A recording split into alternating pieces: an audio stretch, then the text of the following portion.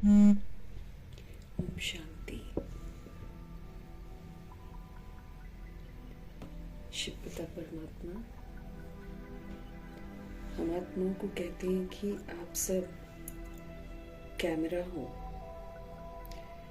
ऐसा कैमरा जिसमें बाप दादा के चित्र जो है, बाप दादा की शिक्षाएं जो हैं, वो छपी हुई होनी चाहिए। तो ऐसा कैमरा हमको बनना है कि भगवान जी के जो चित्र हैं वो हम आत्माओं में ना, हम कैमरा रूपी आत्माओं में छपे हुए हों, और फिर वही चित्र जो छपे हुए हैं, बाबा कहते वो आपकी चलन में दिखाई देना चाहिए। तो बाप दादा हम आत्मा को कैमरा बोलते हैं। तो कैमरा तो क्लिक करता है फोटो, तो अंदर छप जाता है। ऐसे बाबा कहते हैं बाप दादा के चित्र छपने चाहिए, और फिर इस कदर छप जाए कि वो हमारे आचरण में आए, निराकारी अवस्था भी और कर्मयोगी फरिश्ते की अवस्था भी नजर आए, ऐसी चलन बने।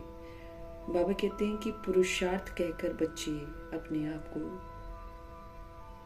गलतियों से छुड़ाने की कोशिश करते हैं, लेकिन पुरुषार्थ का यथार्थ अर्थ है कि जो गलती हमने एक बार की है, वही गलती हमसे दूसरी बार नहीं होनी चाहिए। ये पुरुषार्थ का अर्थ है, और इस अर्थ को बाबा कहते हैं प्रैक्टिकल में लाओ। यानी कि गलती करते जाओ, बाबा कहते हैं, और फिर बोलते जाओ हम तो पुरुषार्थी हैं, हम तो पुरुषार्थी हैं। भगवान कहते पुरुषार्थी का अर्थ पहले समझो। उसका मतलब ही ये है कि हम समझ के पाठ बजा रहे हैं, समझ मिल रही है हमको रोज, और हम पाठ बजा रहे हैं, तो फिर अब हमसे गलतियां नहीं होनी चाहिए। तो एक हमको याद रखना है कि हम कैमरा हैं, ऐसा कैमरा जिसमें बाबा के चित्र छपे हुए हों, और फिर वो हमारे चलन में दिखाई दे। दूसरा, पुरुषार्थ कहकर अपने आप को छुड़ाना नहीं है, बल्कि पुरुषार्थ का यथार्थ अर्थ समझते हुए हमें कोई भूल अब करनी नहीं है। ऊंची ऊंची महीनता से समझ देने वाले शिव पिता परमात्मा जी का हम सब तहे दिल से धन्यवाद करेंगे। उनकी श्रीमत पर एक्यूरेसी से चलकर हम आत्माओं में भी उमंग उत्साह जगाने वाले व्यक्त ब्रह्मा, अव्यक्त ब्रह्मा, गुप्त बड़ी माँ, big brother, great great grandfather का रोल प्ले करने वाली आत्मा ब्रह्मा जी का तहे दिल से धन्यवाद करेंगे। दोनों जबरदस्त लाइट्स को हाजिर नाजिर करते हुए उनके शिव पिता परमात्मा जी के महावाक्य हम सब उन्हीं से समझेंगे, आत्मिक स्थिति में स्थित होकर समझेंगे, और फिर ये जो समझ है पूरे वायुमंडल में, यूनिवर्स में, तत्वों में भी फैले, सब जगह सशक्त वातावरण बने। दिल से दुआ करेंगे मीठे मीठे परम पिता परमात्मा की मीठी मीठी समझ की लहर सभी यूनिवर्स की आत्माओं तक भी पहुंचे। ये भी दिल से दुआ करेंगे उन आत्माओं तक पहुंचे जो इस समय वृद्ध शरीरों में है, रिश्तों के मोहताज में है।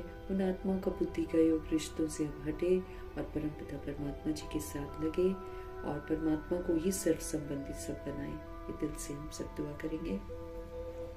उन आत्माओं तक प्रभु जी की समझ पहुंचे जो हमारे साथ नकारात्मकता से जुड़ी हुई है, जो हम आत्माओं के साथ लौकिक में जुड़ी हुई है। सभी आत्माओं तक प्रभु जी की समझ पहुंचे, सब तक सबकी बुद्धि में दस्तक हो।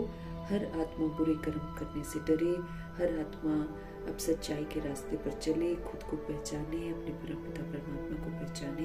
ये दिल से हम दुआ करेंगे। मीठे परमात्मा जी की समझ उन आत्माओं तक पहुंचे जो रोजमर्रा की जिंदगी में अपने शरीरों को छोड़ रहे हैं, आकारी शरीरों में अस्त व्यस्त घूम रहे हैं, और उन आत्माओं तक प्रभु जी की समझ पहुंचे जो गर्भ जेल में प्रवेश कर गए हैं। उन आत्माओं तक प्रभु जी की समझ पहुंचे जो हॉस्पिटल में पीड़ित हैं, जो घरों में पीड़ित अवस्था में है। सब शक्तिशाली बनकर प्रभु का संग करके हर चीज को पार करें। दिल से हम सब दुआ करेंगे। प्राकृतिक आपदाओं की जो शिकार है, जो दैहिक हिंसाओं के शिकार हैं, जो इस समय बंदी बने हुए हैं, जिनको किडनैप कर लिया है, जिनके अंग तस्करियां हो रही हैं, और जो अंग तस्करियां कर रहे हैं सभी तक प्रभु जी की समझ पहुंचे। आत्माएं बिल्कुल अपने स्वधर्म से विस्मृत हो गई हैं। अब हर आत्मा को बुरे कर्म करने से खौफ आए, डर लगे। ये दिल से हम दुआ करेंगे। मीठे परमात्मा जी की समझ उन आत्माओं तक पहुंचे जो माया के प्रकोप में अलबेली हो गई है। अब जगने का टाइम है तो सोने लग गई हैं। ऐसी आत्माओं तक प्रभु जी की समझ पहुंचे। जो तंत्र मंत्र विद्या के प्रकोप में है उन तक प्रभु जी की समझ पहुंचे। सभी आत्माएं जागृत हों, एक्टिव रहे, परमात्मा के साथ जुड़े। दिल से दुआ करेंगे। उन आत्माओं तक प्रभु जी की समझ पहुंचे जो वाम मार्ग में चले गए हैं, अपवित्रता को अपना लिया है। पुनः उनको अपवित्रता से वैराग आए और पवित्रता के रास्ते पर समाप्ति के पहले आ जाएं। दिल से हम सब दुआ करेंगे। उन आत्माओं तक प्रभु जी की समझ पहुंचे जो इस समय कुमार कुमारियों के शरीरों में हैं और जो छोटे शरीरों में हैं। उन आत्माओं तक प्रभु जी की समझ पहुंचे। सुरक्षित रहे ये आत्मा प्रभु से जुड़कर। ये दिल से दुआ करेंगे। और जो अपनी संस्था बनाकर बैठे हैं, खुद भी गुमराह हैं, दूसरों को भी गुमराह कर रहे हैं, उन तक प्रभु जी की समझ पहुंचे। भिन्न भिन्न सत्ताओं के प्रति प्रभु जी की समझ पहुंचे।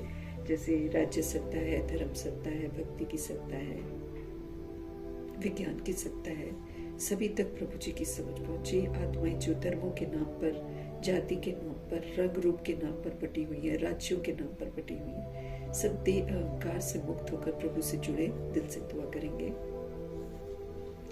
उन आत्माओं तक प्रभु जी की समझ पहुंचे जो दैहिक धंधे कर रही हैं, जैसे वैश्याएं हैं, गणिकाएं हैं, और जो ऐसे धंधे करवा रहे हैं उनसे, उन तक प्रभु जी की समझ पहुंचे। सबको वैराग आए इस गंदगी से और सभी प्रभु से जुड़े। दिल से दुआ करेंगे। यादव कौरव यवन बन गई जितनी भी आत्माएं हैं सब तक प्रभु जी की समझ पहुंचे।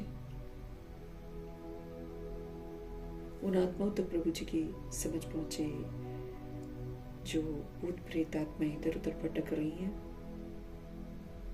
उन आत्माओं तक पहुंचे जो तंत्र मंत्र विद्या कर रही हैं, करवा रही हैं, सभी तक प्रभु जी की समझ पहुंचे। उन आत्माओं तक प्रभु जी की समझ पहुंचे जहां तक अभी समझ पहुंची ही नहीं है। ऐसी जगहों पर भी वैराग आए, आत्माएं ढूंढे प्रभु को और प्रभु के रास्ते पर आए। दिल से हम सब दुआ करेंगे। अपने लिए भी दुआ करेंगे कि रोज की इतने होमवर्क जो उनको मिल रहे हैं, इतनी धारणाएं जो उनको करनी है, वो सारी धारणा भी हम जरूर करें। अपने आप को सजाओं से हम मुक्त करें। ये खुद के लिए भी दिल से दुआ करेंगे।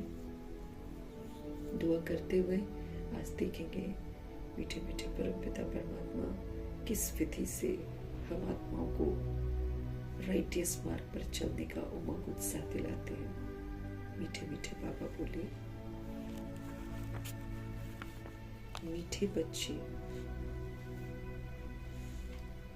तुम ड्रामा के खेल को जानते हो, इसलिए शुक्रिया मानने की भी बात नहीं है। तुम ड्रामा के खेल को जानते हो, हमने बनाया है, हम ये रिपीट करते रहते हैं। हम अविनाशी आत्माएं हैं, मरते हैं नहीं हैं। जो करते हैं उसका फल अभी भी पाते हैं, और जो करते हैं वो रिकॉर्ड भी हो जाता है। हम फिर से वही रिपीट करते हैं, तो इसमें शुक्रिया क्या कहें। ये ड्रामा का खेल है। खेलते खेलते जब हम विस्मृत हो जाते हैं, गिर जाते हैं, एकदम पतित बन जाते हैं, उड़ने के पंख ही टूट जाते हैं, तब रहम दिल परमपिता परमात्मा हम आत्माओं को लेने के लिए आते हैं। क्योंकि ये धरा, ये तो एक मंच है, ये तो एक स्टेज है जहाँ पर हम ड्रामा करते हैं। घर तो अपना परमधाम में है। इतनी दूर से हम सभी आत्माएं नीचे आए हैं पाठ बजाने के लिए। अभी हमको हर बात की समझ मिल रही है, तो हमको समझ से चलना है।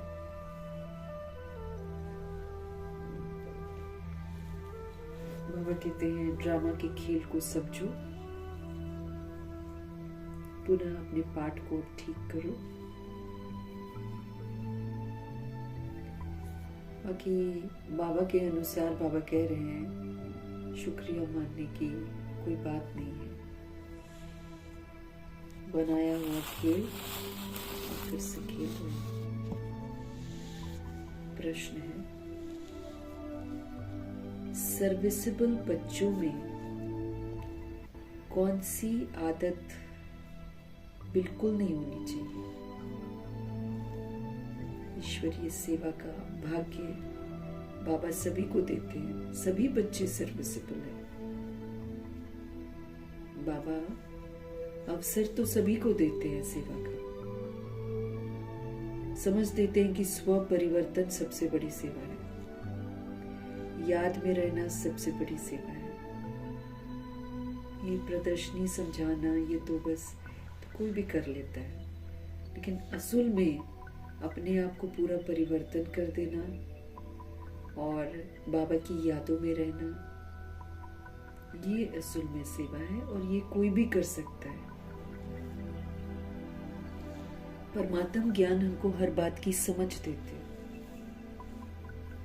बस उस समझ का व्यवहार करना है। बाबा कहते हैं पहले हम दैहिक व्यवहार करते थे, अब हम अलौकिक व्यवहार करेंगे तो सबको सुकून मिलेगा, राहत मिलेगी, सबका ध्यान भगवान की तरफ जाएगा।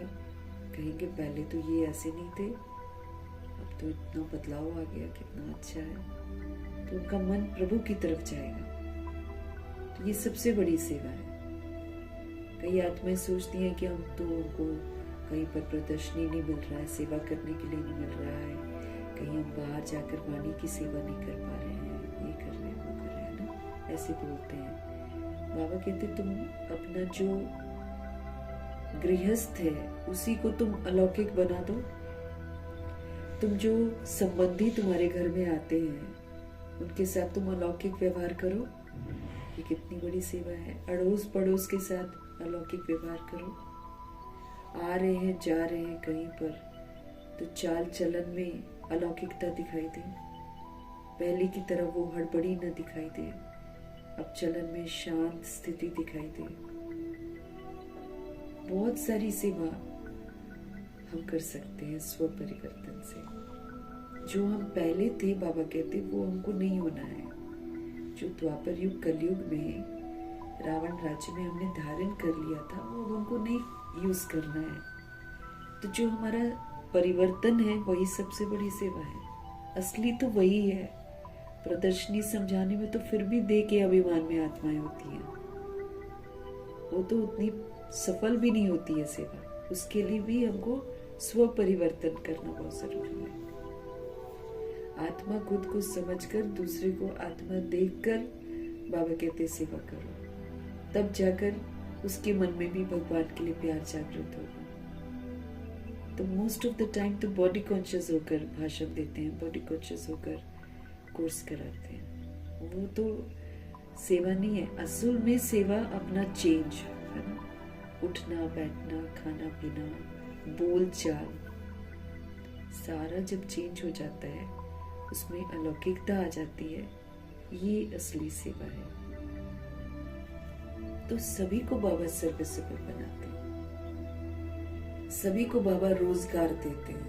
हाँ, स्टूडेंट भी बनाते। समय थोड़ा है ना, समय थोड़ा है। ब्रह्मा जी को देखो तो स्टार्टिंग में ही पहले तो उन लोगों ने नींव डाली है भाई, वो बहुत जरूरी थी। आत्मा की नींव वो बहुत जरूरी थी, उसको बड़ा पक्का किया उन लोगों ने 14 वर्ष में, तब जाकर टिका हुआ है अभी तक भारत। तो भारत तो तहस नहस हो जाता जिस कदर पाप और भ्रष्टाचार हो रहा है, तहस नहस हो जाता। लेकिन बच्चों को बाबा मौका देते हैं सुधरने का ना, इसीलिए सुंदर सुंदर आत्माओं ने, आज्ञाकारी आत्माओं ने 14 वर्ष के तप से पवित्रता की नींव को, आत्मा की नींव को इतना स्ट्रॉन्ग बना कर रखा है। तो घोर कलयुग में भारत चल रहा है अभी भी, घोर कलयुग है। मार धाड़ पाप काम, क्रोध, लोभ, मोह, अहंकार, ईर्ष्या, द्वेष चरम सीमा पर है, चरम सीमा पर है। छीना झपटी, उसका भी मेरे को मिले, उसका भी मेरे को नहीं मिल रहा है, चलो जी ब्लैक मैजिक कर। सब जादू टोने से टिके हुए हैं सारी दुनिया। सत्ताओं पर भी टिकने के लिए लोग तंत्र मंत्र विद्या करते हैं। फिल्म इंडस्ट्री की एक सोल कल बोल रही थी कि फिल्म इंडस्ट्री में कोई भी बचा नहीं हुआ है, इतना जादू मंत्र यहाँ पर होता है। अपने को सुंदर बनाने के लिए भी जादू मंत्र होता है ना। कलयुग दे अभिमान चरम सीमा पर है।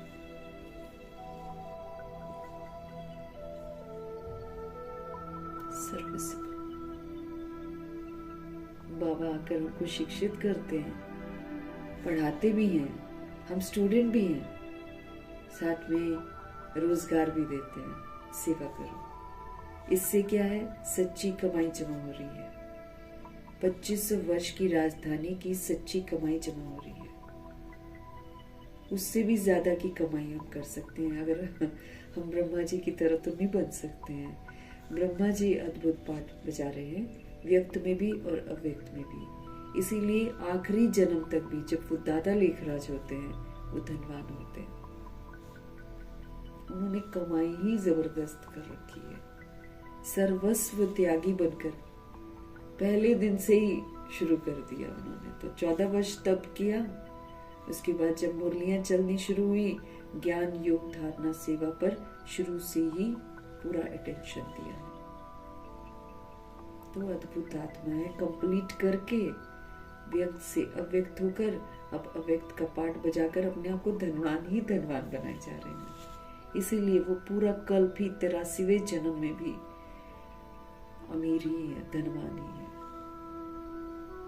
सर्विसेबल बच्चे, बाबा सबको सर्विसेबल बनाते हैं कि मैं जो तुमको पढ़ाता हूँ तुम साथ साथ करते जाओ, सेवा हो रही है। बाबा हमको पढ़ाते हैं, आत्मा का पाठ पक्का कराते हैं और हम आत्मा समझकर चलते हैं, हम सेवा पर हैं। बाबा कहते तुम सिर्फ मुझे याद करो, हम सिर्फ उनको याद करते हैं, हम सेवा पर हैं। बाबा कहते दैवी गुण धारण करो, हम दैवी गुण धारण करते हैं, सेवा पर हैं। सतोगुणी पाठ बजाओ, हम बजाते हैं, हम सेवा पर हैं। लेकिन ये ऊंची सेवा है, इसलिए इसमें कोई खामी नहीं होनी चाहिए। तो बाबा उनको ध्यान खिंचवा रहे हैं कि सर्विसेबल बच्चे जो बन जाते हैं उनमें कौन सी आदत बिल्कुल नहीं होनी चाहिए। देखते हैं बाबा क्या कहते हैं। बाबा कह रहे हैं मांगने की आदत नहीं होनी चाहिए। हम सेवा कर रहे हैं ना, हमको इसका फल मिले, हमको इसका मान मिले, हमको इसकी शान मिले, लोग मुझे पहचाने। मांगने के संस्कार नहीं होने चाहिए। बाबा कहते हैं तुम्हें बाप से आशीर्वाद या कृपा आदि मांगने की जरूरत नहीं है। बाबा जो कह रहे हैं वो करना ही अपने ऊपर कृपा करना है, और वही बाबा की ब्लेसिंग्स हैं। बाबा का हम आत्माओं को अडॉप्ट करना, फिर हम आत्माओं को पढ़ाना, ये सबसे बड़ी ब्लेसिंग है। हम तो शूद्र बन जाते हैं, शूद्र बने से शिव पिता परमात्मा हमको निकालते हैं। कितनी बड़ी ब्लेसिंग है उनकी। दलदल में धंसते चले जा रहे थे, भगवान जी ने आकर हमको अपना बनाया, तो कितना बड़ा ब्लेसिंग है। तुम्हें बाप से आशीर्वाद या कृपा आदि मांगने की जरूरत नहीं है। उनका हमको अडॉप्ट करना, उनका फिर हमको समझाना, ये अपने आप में कृपा है। और फिर जब हम उनके कहे अनुसार चलते हैं तो हम फिर खुद पर कृपा करते हैं। तो तुम्हें बाप से आशीर्वाद और बाप से कृपा आदि मांगने की तो जरूरत ही नहीं है। तुम किसी से पैसा भी नहीं मांग सकते हो। अब जैसे सेंटर्स पर हैं, चाहे आबू में है ना, आत्माएं खुद पैसा दे, मांगना नहीं है। नहीं तो संकल्प चलते हैं ना आत्माओं के। फिर हम सोचते हैं ना कि हम उससे ले रहे हैं, चाहे उससे ले रहे हैं और वो कर रहा है हमारे लिए। नहीं, बाबा कहते हैं तुम दिल से सेवा करो, बस हुंडी तो मैं खुद ही भरवा दूंगा। और हर जगह प्रभु जी किसी न किसी को निमित्त बना ही देते हैं, कोई ना कोई मददगार बनता ही है। इसलिए मांग कर दाग नहीं लगाना है। मांगने से फिर लोग दूसरे तरीके से सोचने लग जाते हैं, और हम नहीं मांगेंगे, आत्माएं फिर खुद देंगी, ये तो तय है। बाबा कहते हैं तुम किसी से पैसा भी नहीं मांग सकते हो, मांगने से तो मरना भला है ना। तस्वीर जो है वो बाबा के सेक्टर की है ना, बाबा के घर की है। तो फिर लोग तरह तरह की बातें करते हैं, नहीं समझते हैं, तरह तरह की बातें कर देते हैं। इसलिए प्रभु जी कहते हैं कि मांगने से मरना भला। हम सर्विसेबल है ना, तो सर्विसेबल बनकर फिर हम लोगों से सर्विस के लिए पैसे मांगे, अच्छा नहीं लगता है। दिल से करो। वैसे बाबा हमको यही बोलते कि दिल से करो, अपने आप जहाँ जरूरत होगी ना बाबा दिला देते, कोई ना कोई अपने आप जरूर आकर करेगा।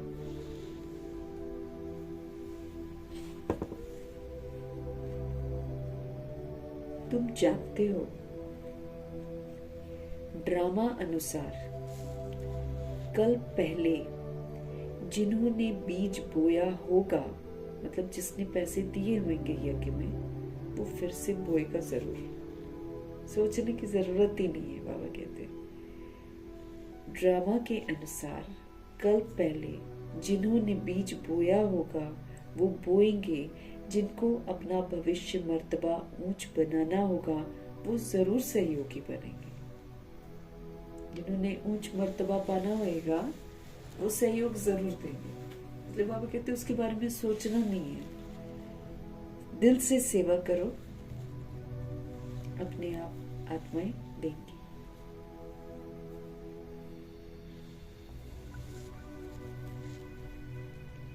तुम्हारा काम है सेवा करना। तुम किसी से कुछ मांग नहीं सकते, न नाम, न मान, न शान, न धन, न कुछ।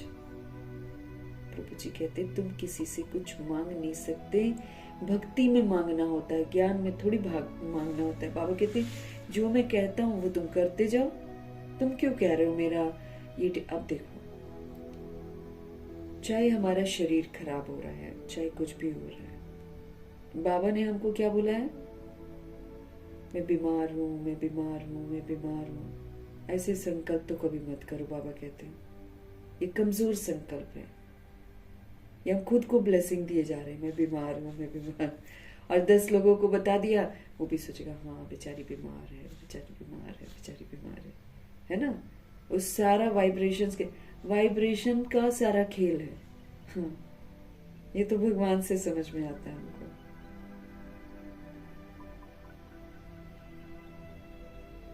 बीमार हैं, अव्यक्त बाप दादा कहते हैं बीमार हैं लापरवाही की वजह से। अब देखो हम समय पर कभी कभी नई चीजें करते हैं, सच्ची बताएं तो बात एकदम बिगड़ जाती है ना, फिर शुरू होते हैं।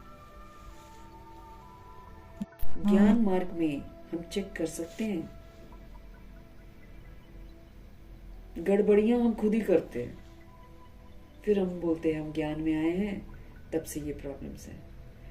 ठंडे दिमाग से जब हम प्रॉब्लम्स का जड़ देखेंगे ना, तो देखेंगे कि हम ही उसका कारण है। छोटा सा, अब देह सहित देह के सभी संबंधों को भूल माँ में कम याद करो। प्रभु जी ने हमको बोल दिया कि तुम मेरे बन जाओ, सबके साथ निमित्त मात्र निभाओ, लेना देना किसी से मत करो, ये तो मना करते हैं बाबा ना लेना देना। हम फिर भी करेंगे और हमको धोखा मिल जाएगा तो किसकी गलती? मेरी गलती है ना कि मैं बोलूं बाबा बाबा ने किया, बाबा के बने थे, बाबा कैसे हो गया, अब आप ठीक करो, आप ठीक करो, है ना। शादी करेंगे, चकनाचूर हो जाएंगे, फिर बाबा को कहेंगे ठीक करो। बंधन हम खुद बनाएंगे और फिर बाबा को बोलेंगे बंधन ठीक करो। ये तो बनती ही नहीं बात। तो ये जो 63 जन्म हम भूले कर बैठते हैं, ये हमने कर रखी हैं भूले। अब ये जो भूले हमने कर रखी हैं, ये हमारे सामने आती हैं। जब हम सही मार्ग पर चलते हैं, रिटर्न जर्नी करते हैं, तो मैंने जो गलतियां करी हैं, या जिनके साथ भी मैंने गलतियां करी, वो इमर्ज होकर मेरे सामने आते हैं। रंग रूप हमारे बदल गए हैं।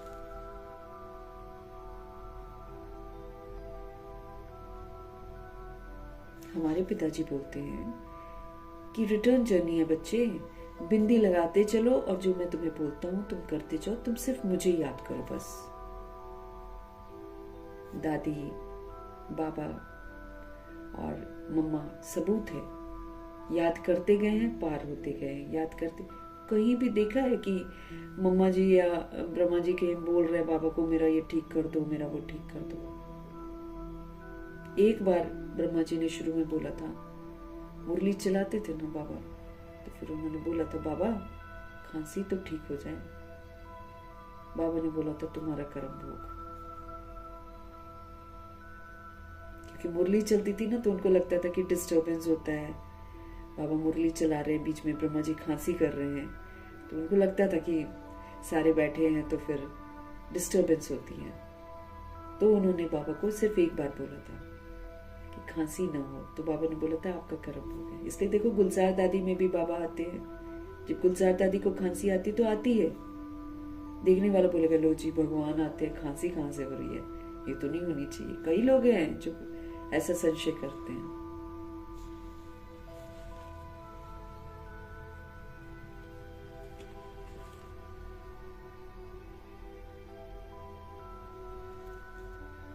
तो जो भी होता है, बाबा अब हमको क्या बोलते हैं, अब समर्थ संकल्प तुम करो। बजाय इसके कि मैं बीमार हूं, अपने शरीर को ब्लेसिंग्स दो। मैं बिल्कुल ठीक हूं, शरीर बिल्कुल निरोगी है। और जैसे सिस्टर शिवानी ने बोला था, वो कह रही थी ये बोलो मेरा हर ऑर्गन है ना, मेरा हर अंग जो शरीर का है वो बिल्कुल एक्यूरेट काम कर रहा है, एकदम एक्यूरेट काम करता है। दिल हो चाहे जो शरीर के अंग होते हैं ना, उसने बोला मेरा हर शरीर का अंग जो है बिल्कुल एक्यूरेसी से चल रहा है, एक्यूरेट काम करता है। और दूसरा उसने क्या बोला था, मेरे शरीर की जो इम्यूनिटी पावर है एकदम अव्वल नंबर की है। इम्यूनिटी पावर है ना, सहन करते, बॉडी सहन कर लेती है ना सब कुछ। ब्लेसिंग्स देना है हमको। भगवान जी कहते हैं, शिव बाबा अव्यक्त बाप दादा मुरली में बोलते हैं कि व्याधि भी आएगी, तुम्हारा कर्म भोग भी आएगा, लेकिन कमजोर संकल्प नहीं करने। जितना हम उदास रहेंगे, जितना हम शरीर की कमजोरी का चिंतन करते रहेंगे, जितना हम कंपेयर करते रहेंगे कि पहले तो हम ऐसे नहीं थे, अब हम ऐसे हैं, पहले तो, ये हम अपने शरीर को बद्दुआएं दिए जा रहे हैं, इसलिए वो कमजोर हुए जा रहे हैं। जो हुआ जैसे हुआ स्वीकार करना है। अपनी लापरवाही से हुआ चाहे कैसे भी हुआ, लापरवाही से ज्यादातर हमारे साथ सब कुछ होता है। मोस्ट ऑफ द टाइम हम खा पी लिया उल्टा सीधा, है ना, और फिर या फिर थोड़ी थोड़ी बीमारी है, चल छोड़, हो जाएगा, ठीक हो जाएगा, ठीक हो जाएगा। पैसे बचाने के चक्कर में शुरू में दिखाते नहीं है, या फिर आलस कर लेते हैं, फिर जब भयंकर हो जाती है फिर होश में आते हैं। बहुत सारी गलतियां हम खुद करते हैं और फिर हमारा पिछला भी तो है। अब देखो गुलजार दादी 9 वर्ष की आयु में आ गई, प्रकाश मणि दादी 6 वर्ष। अब देखो एंड में कितना प्रॉब्लम्स आया है उनका बॉडी को, लेकिन कभी नहीं उन लोगों ने बोला है कि हम बीमार हैं। बिल्कुल ठीक है, बिल्कुल ठीक है, बिल्कुल ठीक है, यही बोलते गए, भगवान का कहना मानते गए, बाबा को याद करते रहे, दर्द उनको एक बूंद नहीं हुआ। हाँ, देखने में आईसीयू में है, देखने में बेड पर लेटे हुए हैं, दर्द उनको हो ही नहीं रहा। हो भी रहा है तो बहुत थोड़ा हो रहा है जिसको बर्दाश्त कर सकते हैं। मम्मा मुस्कुरा रही है। ब्लेसिंग्स देनी है।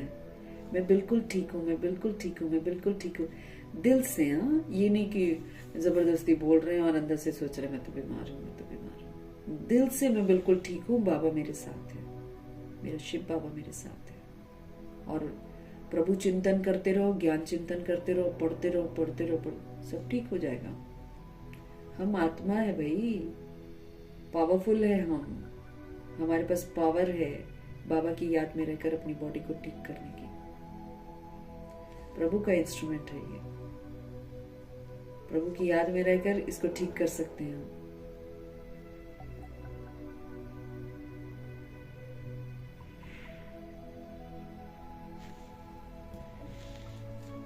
इसको ठीक कर सकते हैं, इसको ब्लेसिंग देनी है रोज। और कोई एक बार देने से नहीं है, 1 महीना, 2 महीना, 3 महीना लगातार बोलना होता है, सुबह शाम रात सब समय। मैं बिल्कुल ठीक हूँ, मैं बिल्कुल ठीक हूँ, मेरे बाबा मेरे साथ हैं, ये बाबा का इंस्ट्रूमेंट है, बिल्कुल ठीक है, बिल्कुल ठीक है। और सेवा करते चलो, सेवा करते चलो, साथ में पढ़ते जाओ, मन से सेवा करो, एक्टिव रहो। दुखी होकर, मायूस होकर लेटे रहेंगे तो थोड़ी हम ठीक होएंगे, वो तो हम अपने शरीर को और बीमार कर रहे हैं। बिल्कुल ठीक हूँ, बाबा की सुरक्षा कवच में हूँ, कोई आत्मा मेरा कुछ बिगाड़ नहीं सकती। और ढेर सारी शुभ भावना, शुभकामना दो सोल्स को। जो भी सोल मेरे साथ नकारात्मकता से जुड़ी हुई है, जो मेरा बुरा चाह रही है, उसका बुद्धि का योग मेरे से हटे, परमपिता परमात्मा के साथ लगे।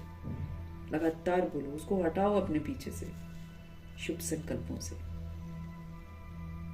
अपने पीछे से हटाना है सबको। कोई भी सोल मेरे को याद नहीं करे, मेरी वजह से कोई बुरा काम न करे।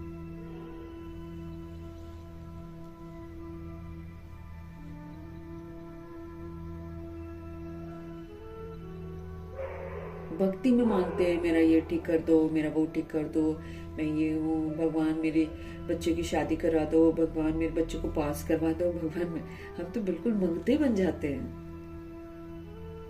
अब ज्ञान हमको समझ देता है, राइटियस कर्मा करो, राइटियस भाग्य बना लो, अपने हाथ में, तुम्हारी मर्जी है, तुम बना लो।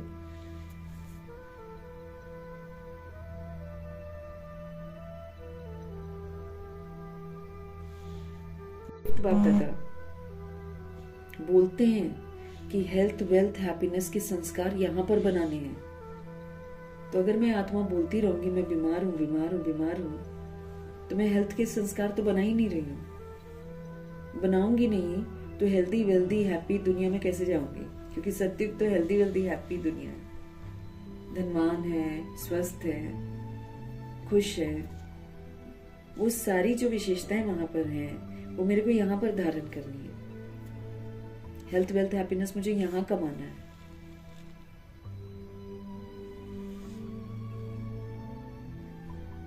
तो सदा खुश रहना है, सदा संतुष्ट रहना है और अपने आप को रोज ब्लेसिंग्स देनी है। वही 1, 2, 3, 4 महीना लगेगा, ठीक हो जाएगी बॉडी। क्योंकि एक तो हमने स्वीकार कर लिया कि चलो हमारी गलती से हो गया सब कुछ, है ना। कहीं ना कहीं हम संपर्क, अगर कोई दूसरा भी हमको धोखा देता है तो संपर्क में कौन आया? हम आए हैं ना, करी तो हमने गलती है ना। हम भगवान को तो दोष नहीं दे सकते। भगवान तो हमको बोलते हैं सबको छोड़ो, मुझे याद करो, सब तरफ से तुमको धोखा ही मिलेगा, तुम्हें हर रिश्ते से धोखा मिलेगा, तुम सिर्फ अब मुझे याद करो। आत्मा को बोलते हैं बाबा। हम रिश्ते जोड़कर हम खुद ही गलतियां करेंगे तो फिर क्या होगा? भुगतेंगे ना फिर हम तो। अब एक के साथ संबंध जोड़कर हमेशा अपने आप को ब्लेसिंग्स दे देकर हमको खुद ही अपने आप को ठीक करना है। ये हमारे हाथ में है, मांगना नहीं है। भगवान ये ठीक कर दो, बस बैठ जाएंगे बाबा की फोटो के सामने और बाबा ये ठीक कर दो, बाबा ये ठीक कर दो, ये शरीर आपका है, आप ठीक कर दो, आप ठीक कर दो। भगवान जी रोज मुरली पढ़ा रहे हैं कि मुरली अनुसार चलो सब ठीक हो जाएगा। बाबा वैसा वाला नहीं है ना, शरीर के पेरेंट्स की तरह नहीं है कि चलो जी तू बैठ जा और मैं ही तुम्हें खिलाऊं और मैं ही तुम्हें सब कुछ करूं, तू बैठा रहे, तू बच्चा ही बनकर रहे, है ना। शादी भी हो जाती तब भी कहते बच्चा है बच्चा है, वो बच्चा ही बना रहता है, मैच्योर होता ही नहीं है वो।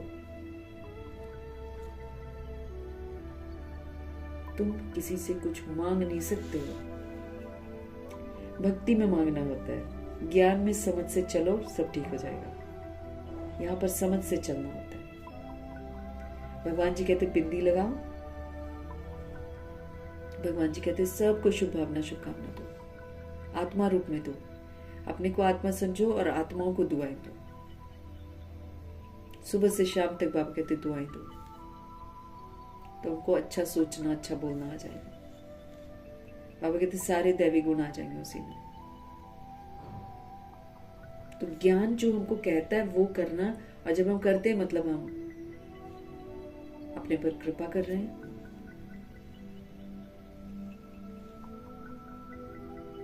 सुंदर विधियां बताते हैं बाबा, ज्यादा तामझाम नहीं है। एक कोई कुछ भी करे बिंदी लगा दो, नो क्वेश्चंस नो करेक्शंस, क्यों किया, ऐसे किया, वैसे किया, नहीं करना चाहिए वैसे, नो क्वेश्चंस नो करेक्शन, बिंदी लगाओ बाबा कहते। फिर उसके बाद क्या करो, न दुख लो न दुख दो, कोई दे रहा है लो ही मत ना, बाबा कहते लो ही मत, न लेंगे न देंगे, क्योंकि दुखी होंगे तो दुख के वाइब्रेशन उसको भेजेंगे, वो मेरे साथ बंधी रहेगी आत्मा, वो आत्मा मेरे साथ बंधी रहेगी, तो कहां से हम ठीक होंगे। उसने भेजा, हमने लेना ही नहीं है, कैसे नहीं लेंगे, उसको दुआएं दे देंगे, चल भाई तेरा भला हो, तेरा बुद्धि का योग मेरे से हटे, परमात्मा के साथ लगे, चलो दिल से दे दिया मैंने उसको दुआएं, खत्म, मैंने उसका दुख लिया ही नहीं। तो न दुख दो न दुख लो, रिएक्ट भी मत करो, रिजेक्ट भी मत करो उसको, नफरत भी मत करो, दुआएं दो बस आत्मा को। बाबा कहते शुभ भावना शुभकामना दो, सब हमारे हाथ में है। बाबा कह रहे हैं जिनको अपना भविष्य मर्तबा ऊंच बनाना होगा वो तो जरूर सहयोगी बने, पैसा दे देंगे वो, और तुम्हारा काम है सेवा करना, तुम किसी से कुछ मांग नहीं सकते हो, भक्ति में मांगना होता है, ज्ञान में थोड़ी मांगना होता है। ज्ञान में पैसा चाहिए तो बाबा यज्ञ में दिला देगा, हुंडी अपने आप बाबा भरवाते हैं, मांगना नहीं होता है। और बाकी हमको आशीर्वाद मांगना, मेरा ये ठीक कर दो, मेरा वो ठीक कर दो, ये तो कभी भी नहीं बोलना है, कभी, ये तो फिर हम भगत आत्मा है, मेरा ये ठीक कर दो भगवान, मेरा वो ठीक कर दो भगवान, पहले से शिकायतें ही शिकायत। अरे भगवान जी मिले हैं, भगवान जी के साथ पूरा लुत्फ उठाओ, उनकी वाणी पढ़ो, उनके साथ रहो, उनके साथ ढेर सारी बातें करो। जो दुख दे रहा है उसके बारे में सोच के क्या मिलेगा मुझे, वो तो मैं उसको बांध कर रखा हुआ है, वो छूटेगी नहीं, वो मेरे लिए बैड ही सोचते रहेगी, मुझे उसको छोड़ देना है भाई, चल दुआएं देकर उसको छोड़ दो बस, जो तुमने किया सो किया, तुम जानो हमारी तरफ से आपको दुआएं हैं। और उसके बाद उसको याद नहीं करो, फिर याद मेरे को किसको करना है, भगवान जी को करना है।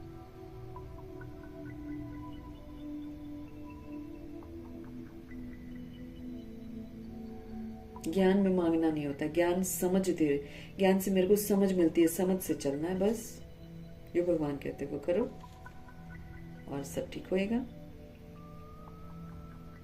भाई। बाकी तो कर्म भोग तो हमको सहन करना है भाई, 63 जन्म हम अपने आप को देह समझते आए हैं, देह का अभिमान आया है, 63 जन्म हमने शादियां करी हैं, सबसे बड़ा कर्म तो हमने यही कर रखा है, काम विकार में जाने का। अब आखिर ये वाला 63 जन्म में अगर हम लोग घर गृहस्थ में हैं तो ये तो इस जन्म में भी हमने पाप कर रखे हैं, हम कैसे कह सकते हैं कि हमने कुछ नहीं किया है। मम्मा बाबा इन्होंने स्वीकार कर लिया था कि हाँ हमने गलती करी है, कभी शिकायत नहीं करी भगवान से हमने। हम बैठकर शिकायत करते ये हो रहा है वो हो रहा है वो हो रहा है। अपने आप को ठीक करो, समझ मिल रही है, बाबा को याद करो, सबको दुआएं दो, शुभ भावना शुभकामना दो, चित्त से मिटा दो उन लोगों के नाम और जो भी हैं हमारे जिंदगी में जो शामिल हुए हैं, जिन्होंने भी जो भी बुरा, चित्त से मिटाओ उनका नाम, अब उनको आत्मा रूप में देखो और दुआएं दो। जहां सबको दुआएं दे रहे हो उनको भी दुआएं दे दो। मांगना नहीं है भगवान से मेरा ये ठीक कर दो। बस बैठेंगे 5 मिनट 10 मिनट बैठेंगे, उसमें भी रोएंगे मेरा ये ठीक कर दो, मेरा वो ठीक है। गलतियां हमने कर रखी हैं। किसी ने अभी साथ साथ भुगतनी है, किसी ने धर्मराजपुरी में जाकर भुगतनी है। भुगतना तो सभी ने है। कुछ धर्मराजपुरी में जाएंगे, वहां जाकर भुगतेंगे। जो अभी ठीक है वो वहां भुगतेंगे, और जो अभी भुगत ले रहे हैं वो फिर धर्मराजपुरी में भुगतेंगे नहीं। उनका पहले ही कट रहा है सारा कुछ फटाफट। तो सबसे पहले तो हमको स्वीकार कर लेना है कि हम सभी ने पाप तो कर रखे हैं। पतित हम बने हुए हैं, पाप हमने किए हैं, खुद भी हम डूबे हैं। और अगर बच्चों की शादी करवाई है तो उनको भी डुबाया। तो पाप नहीं कर रखे क्या सिर पर? दुनिया भर के पापों का बोझ है।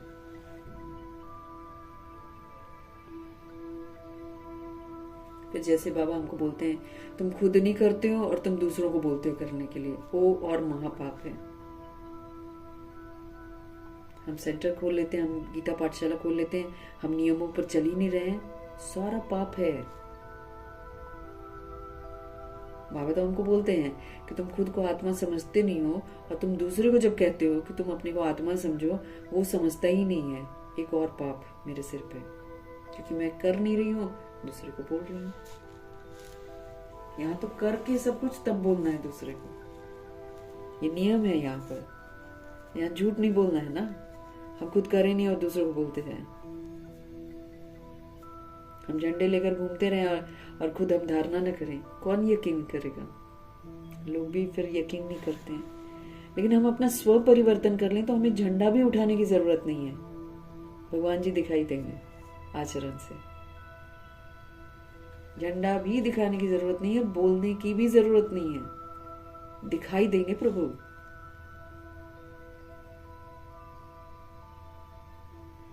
गीत है, मुझको सहारा देने वाले तेरा शुक्रिया। गनीमत समझना है कि भगवान जी ने हमको अडॉप्ट कर लिया। तो हम तो पाप आत्मा थे ना, भगवान ने हमको अडॉप्ट किया, फिर हम पर रोज मेहनत कर रहे हैं, हमको पढ़ा रहे हैं, रोज भिन्न भिन्न युक्तियां बता रहे हैं। कम बात है क्या? तो मुझको सहारा देने वाले तेरा शुक्रिया। डूब रहे थे हम दलदल में, धस रहे थे, धस निकल नहीं सकता कोई दलदल से। उसको जो निकालने की कोशिश करता ना, वो भी उसको भी वो खींच लेता है अंदर। दलदल ऐसी चीज है, वाकई ये दुनिया दलदल है। शादियां क्या है? दलदल ही तो है। खुद धसते चले जाते हैं, फिर पैसा जमा करते हैं बच्चों की शादी करने के लिए, उनको भी दलदल में डालते, चल तू भी अंदर है। उसके लिए खुशियां मनाते हैं और असल में क्या करते हैं? उसको नरकवासी बनाते हैं। समाज भी, क्योंकि समाज बैठकर देखता है, अरे उसका नहीं हुआ, उसका नहीं, उसके पीछे पड़ जाते हैं। भाई तू कैसे बच गया? तू भी हमारी तरह दुखी हो, परेशान हो। फिर उसको क्या कहते थे? कन्यादान। बाबा क्या बोलते हैं? आत्मघात। तो जिसने भी कन्यादान किए होंगे, जिसने भी अपनी बेटियों की शादी करवाई होगी या किसी की बेटी की शादी में सहयोग दिया होगा, उसने क्या किया? कितनी सारी तो हत्याएं कर रखी हैं। पाप नहीं किया क्या हमने? कन्यादान तो ये है जो बाबा के बच्चे बनते हैं और फिर अपने जो अगर संतान है तो जो समर्पित कर देते हैं शिव को, जो शिव के साथ शादी करवा देते हैं लड़की की, वो करते हैं कन्यादान। उसको कहा जाता है कन्यादान। लेकिन दुनिया में कोई कोई व्यक्ति है ना, कितनी कितनी लड़कियों का एक साथ कन्यादान करता है। कोई अमीर जो होता है ना, कितनी सारी, और खुश होता है कि मैंने कन्यादान किया। उसको पता ही नहीं है कितनी कन्याओं की हत्या के निमित्त बन गया।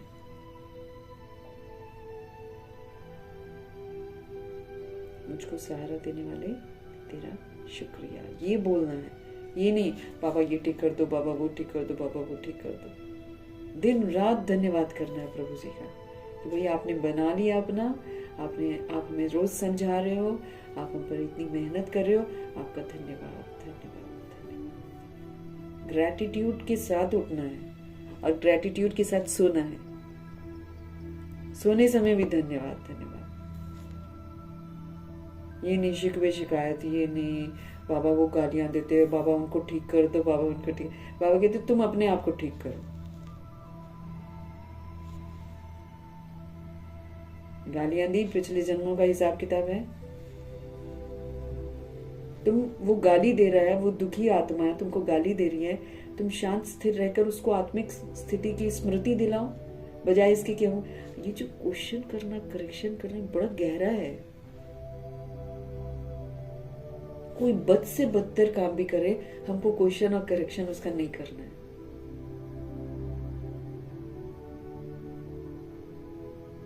साक्षी होकर उसके पाठ को देखना है और उसको आत्मिक सहयोग जो है वो संकल्पों से देना है, ताकि उस आत्मा की वो आदत छूट जाए।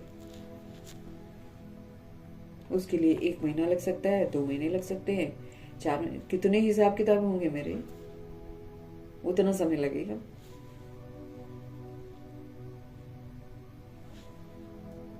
ज्ञान हमें समझ देता है क्या करना है क्या नहीं करना है, उसके अनुसार हमको चलना है। ओम शांति। ये बच्चों के अंदर से शुक्रिया अक्षर बाप टीचर गुरु के लिए नहीं निकल सकता, क्योंकि बच्चे जानते हैं खेल बना हुआ है। नहीं, धन्यवाद तो हमको करना ही है। ये बाबा तो निरअहंकारी है ना, इसलिए ऐसे कहते हैं। ओम शांति। बाबा कहते हैं ये बच्चों के अंदर से शुक्रिया अक्षर बाप टीचर गुरु के लिए नहीं निकल सकता है, क्योंकि बच्चे जानते हैं ये खेल बना हुआ है, शुक्रिया आदि की बात नहीं है। माना भगवान जी ये कह रहे हैं कि मैं आकर पढ़ाता हूँ, तुम लोग को पालना करता हूँ, तुम धन्यवाद मत करो, ये ड्रामा का खेल है, ऐसा बोल देते हैं। वो तो निरअहंकारी है ना, इसलिए हमेशा बोलते हैं, लेकिन हमको तो हमेशा ही धन्यवाद तो जरूर। ग्रैटिट्यूड के साथ, वैसे भी जब हम ज्ञान में नहीं भी चल रहे हैं तो भी जो सोल ग्रैटिट्यूड के साथ जीती है वो सोल तो हमेशा धनवान ही रहती है। हर पल शुक्रिया, हर पल धन्यवाद करना है आपको, ग्रैटिट्यूड तो दिखाना ही दिखाना। ये तो बाबा अपने आप को यूं ही कर देते हैं कि चलो मुझे क्या बोलोगे तुम, ड्रामा है, मैं भी ड्रामा के पार्ट के अनुसार आ जाता हूँ। लेकिन भगवान जी का तो सदा ही हमको धन्यवाद करना है, सृष्टि का धन्यवाद करना है, उसकी मेहमान नवाजी का धन्यवाद करना है। लेकिन बाबा कहते जब तुम बच्चे बन जाते हो तो तुम ड्रामा को समझ जाते हो कि ये खेल है, खेल में हम सब खेलते हैं, फिर मैले होते हैं, कुचैले होते हैं, फिर बाबा आते हैं, बाप टीचर गुरु बनकर हमारी पालना करते। तो बाबा कहते ये खेल समझो, इसमें शुक्रिया कहने की कोई जरूरत नहीं है। ये खेल तो बाबा कहते बना हुआ है, शुक्रिया आदि की बात नहीं है। ये भी बच्चे जानते हैं ड्रामा अनुसार सब कुछ हो रहा है, ड्रामा में जो हमने कर दिया है उसी के अनुसार हो रहा है। ड्रामा अक्षर भी तुम बच्चों की बुद्धि में आता है, खेल अक्षर कहने से ही सारा खेल तुम्हारी बुद्धि में आ जाता है। अक्षर कहने, खेल अक्षर कहने से ही सारा खेल तुम्हारी बुद्धि में आ जाता है। और शुक्रिया जो हम करते हैं उसमें बाबा ये भी तो बोलते ना, सबसे बड़ा शुक्रिया है कि बाबा जो कहते हैं वो करते जाओ। नहीं तो कभी कभी ऐसा भी होता है ना कि हम पालना लेते रहते हैं, जो बाबा कहते हैं वो हम करते हैं नहीं, बस thank you thank you thank you thank you करते रहते हैं। वो नहीं करना ना, थैंक यू सबसे बड़ा थैंक यू है कि जब हम बाबा जो कहते हैं वो हम कर लें। ये सबसे बड़ा धन्यवाद है जो हम बाबा को दे सकते हैं। बाबा कहते हैं ड्रामा अनुसार है ना, ड्रामा अक्षर भी तुम बच्चों की बुद्धि में आता है, खेल अक्षर कहने से ही सारा खेल तुम्हारी बुद्धि में आ जाता है। गोया स्वदर्शन चक्रधारी तुम आप पे ही बन जाते हो, स्वदर्शन चक्रधारी तुम आप पे ही बन जाते हो। तीनों लोक भी तुम्हारी बुद्धि में आ जाते हैं, तीनों लोक भी तुम्हारी बुद्धि में आ जाते हैं। मूल वतन, सूक्ष्म वतन, स्थूल वतन, ये भी जानते हो। अब खेल पूरा होता है, बाप आकर तुमको त्रिकालदर्शी बनाते हैं, खेल पूरा होता है और शिव पिता परमात्मा तुमको त्रिकालदर्शी बनाते हैं। अब सारी समझ से चलना है। एक्चुअली बाबा यही कह रहे हैं हमको कि खाली शुक्रिया मत कहो, है ना, जो कहा जा रहा है उसको करो। जैसे गोया बाबा कहते हैं स्वदर्शन चक्रधारी तुम आप पे ही बन जाते हो, समझते हो। बाबा दर्शन कराते हैं, अनादि आदि दर्शन कराते हैं, 5 स्वरूपों का दर्शन कराते हैं। ये तो दर्शन करा दिया, तो फिर अब मेरे को पता चल गया मैं कैसे गिरी, अब मुझे गिरना नहीं है, है ना। अनादि आदि विशेषताएं यूज करके फिर से हमको सतोगुणी और सत्युगी बनना है। ये स्वदर्शन चक्रधारी आत्मा हो जाती है। फिर तीनों लोक भी तुम्हारी बुद्धि में आ जाते हैं। जब बाबा हमको समझ देते हैं तो तीनों लोक हमारी बुद्धि में आ जाते हैं। मूल वतन जहाँ से हम सब आए हैं वो ओरिजिनल वतन है। फिर सूक्ष्म वतन बाबा रचते हैं, ये बाबा का ऑफिशियल प्लेस होता है संगम युग में। फिर स्थूल वतन है जहाँ पर हम 5 तत्वों का शरीर लेकर पाठ बजाते, तो बाबा से ही समझ मिलती है ना हमको। तो ये भी जानते हो कि अब खेल पूरा होता है, अब ये सारा खेल है, ये पूरा होना है।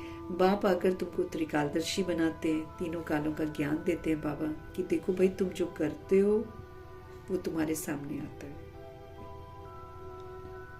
अभी वर्तमान में भी तुम उसका भुगतान करते हो, फिर ये जो तुम करते हो ये तुम्हारा रिकॉर्ड भी हो जाता है, फिर पास्ट होकर फिर से तुम्हारे सामने आएगा। तो अगर तुमको अच्छा नहीं लगता है ये, तो मत करो ना, मत बजाओ ऐसा पाठ, नहीं तो तुमको यही बजाना पड़ेगा।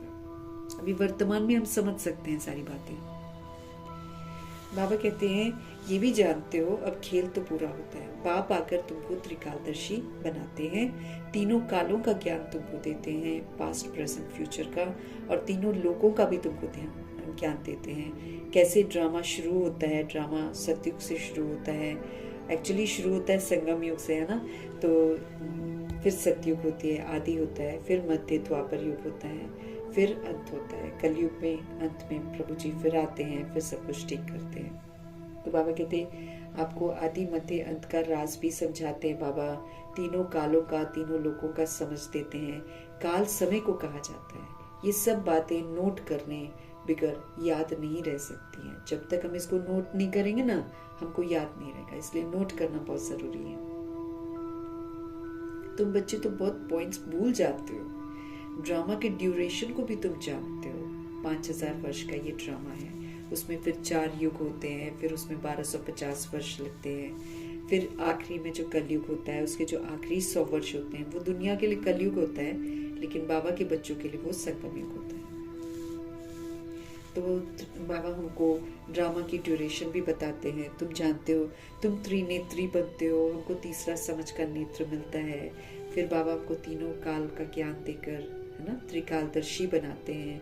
फिर जब हम तीनों कालों का ज्ञान बुद्धि में रख कर पाठ बजाते हैं तो फिर ये त्रिकालदर्शी का टाइटल प्राप्त करते हैं, ऐसे हम समझते हैं। लेकिन फिर तीनों त्रिकाल, जैसे ब्रह्मा जी वो त्रिकालदर्शी बनकर कर्म करते थे, इसलिए उनके किसी भी कर्म में गलती नहीं हुई है। हम लोग अनजाने में कर्म कर देते हैं तो फिर हमसे गलतियां होती हैं। तीनों कालों का ज्ञान हमको समझ में आया कि हम जो करते हैं वही हम पाते हैं, और फिर यही पास्ट हो जाता है, और फिर हमारे सामने यही रिपीट होता है।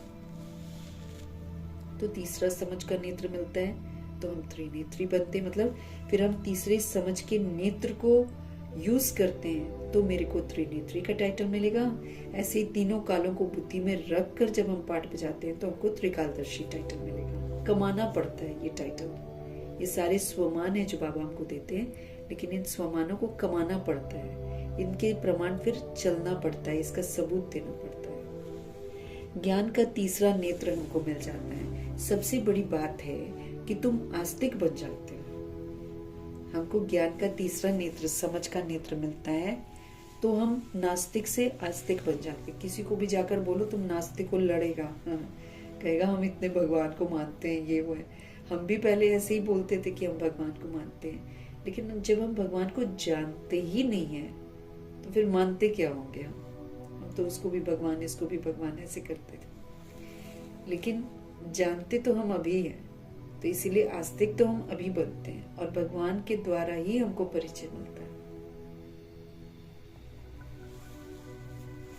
बाबा कहते हैं सबसे बड़ी बात तो ये है कि तुम आस्तिक बन जाते हो, नहीं तो तुम तो निधन के थे, तुमको तो धनी दूरी था ही नहीं।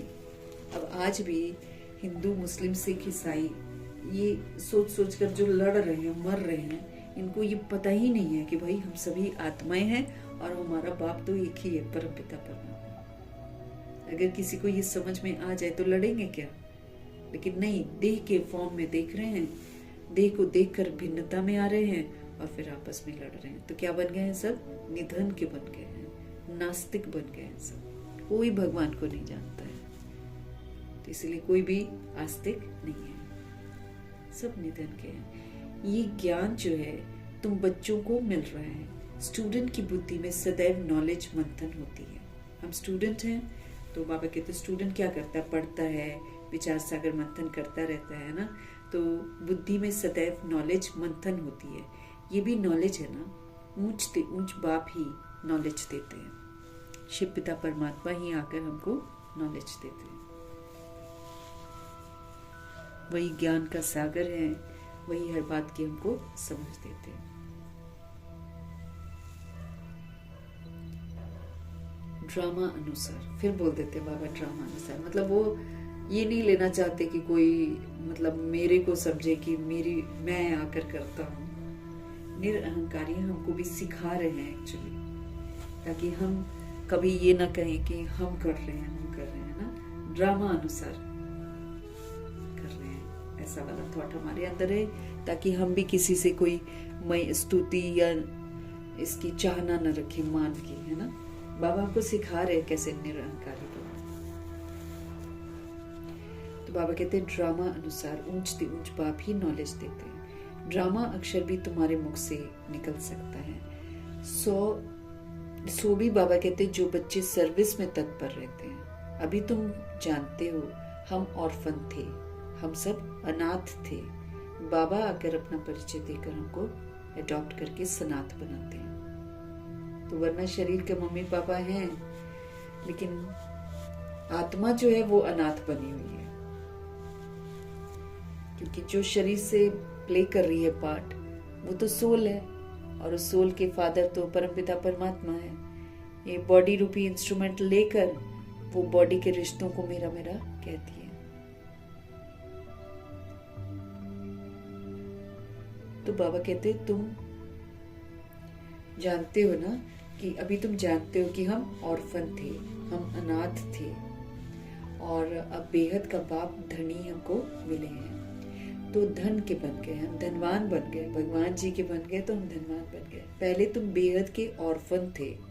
बेहद का बाप बेहद का सुख देने वाला है। सारी की सारी सोल्स अनाथ है, फिर बाबा आकर अडॉप्ट करते हैं। बेहद का बाप बेहद का सुख देने वाले हैं, वो हमको बेहद का सुख देते हैं, और कोई बाप नहीं जो ऐसा सुख देता हो।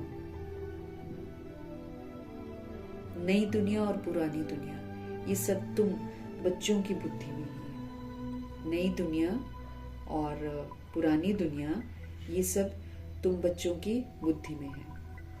परंतु औरों को भी यथार्थ रीति समझाएं, इस ईश्वरीय धंधे में लग जाए। ये ईश्वरीय धंधा है, जगना है और सोल्स को जगाना है। बाकी जिंदगी तो खत्म हुई पड़ी है, इसके पीछे भागदौड़ करके कोई फायदा नहीं है।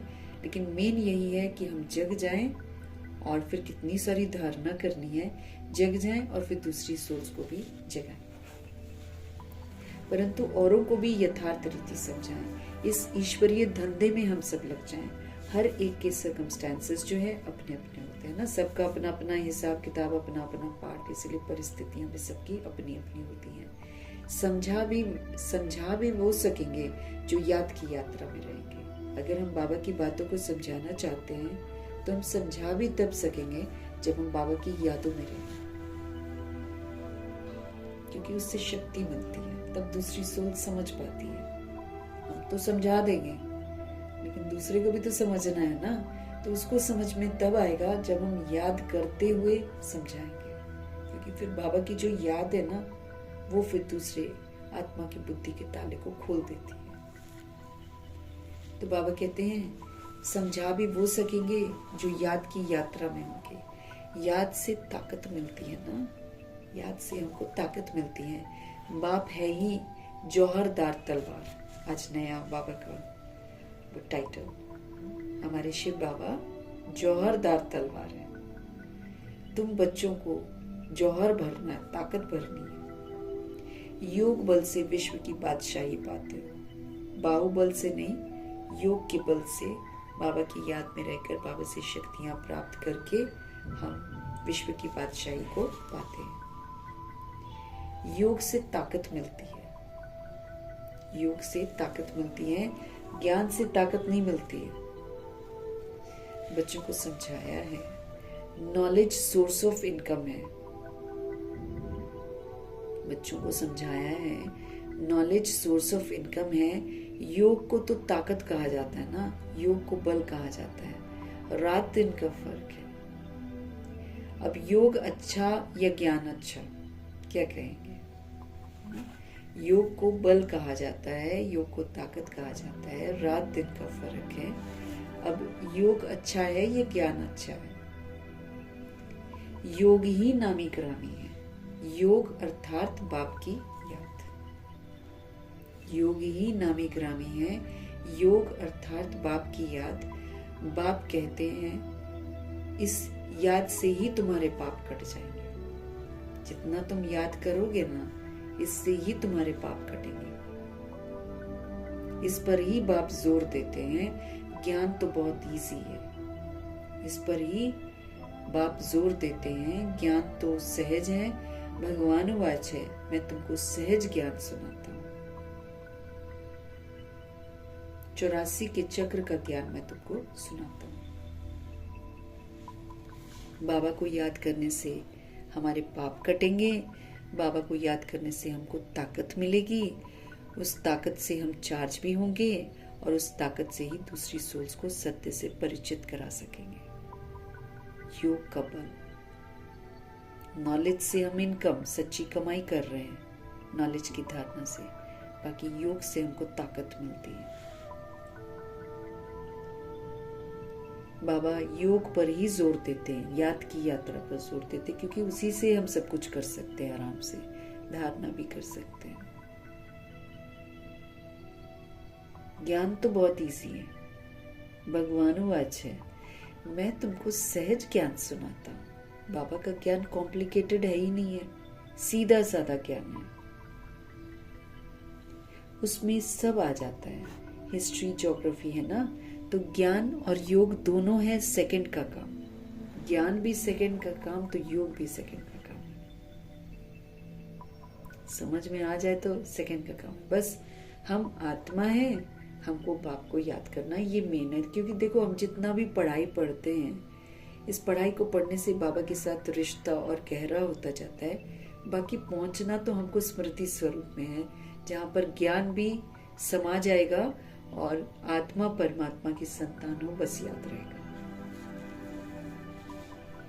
विस्तार से सार की ओर जा रहे हैं। सारी पढ़ाई समझ समझ कर हमको इस बात में टिकना है कि आत्मा हूं और परमात्मा का बच्चा हूं।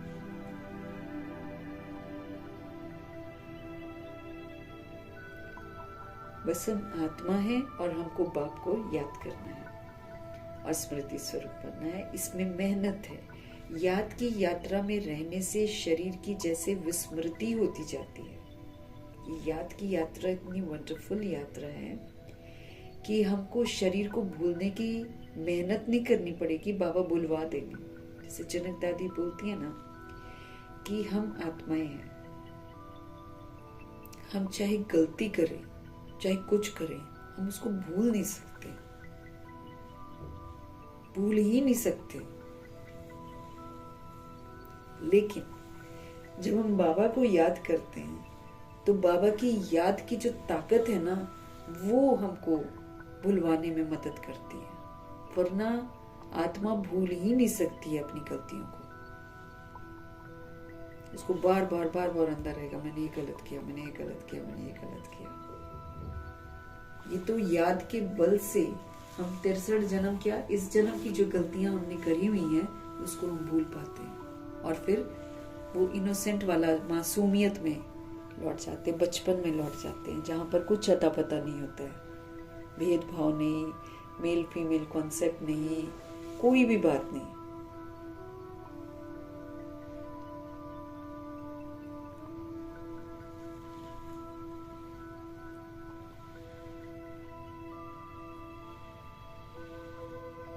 याद की यात्रा में रहने से शरीर की जैसे विस्मृति होती जाती है। हम धीरे धीरे शरीर को भूलना शुरू कर देते हैं। बाबा मदद करते हैं। घंटा भर भी ऐसे अशरीरी होकर बैठो तो कितने पावन हो जाएंगे। बाबा कहते हैं शरीर समझने से और शरीर के भान से बैठकर याद करने से तो हम और पाप करे जा रहे हैं। और अगर हम बैठकर दुखड़े रो रहे हैं भगवान के पास तो लो जी और टाइम बर्बाद करे जा रहे हैं।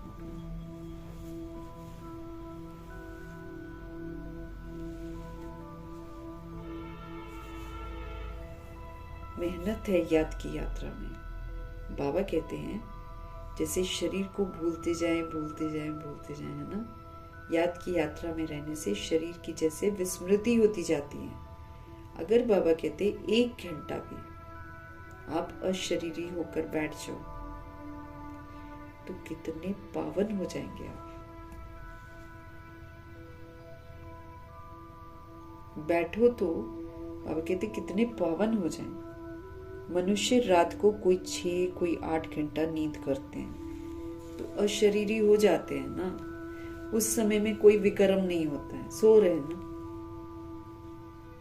आत्मा थक कर सो जाती है।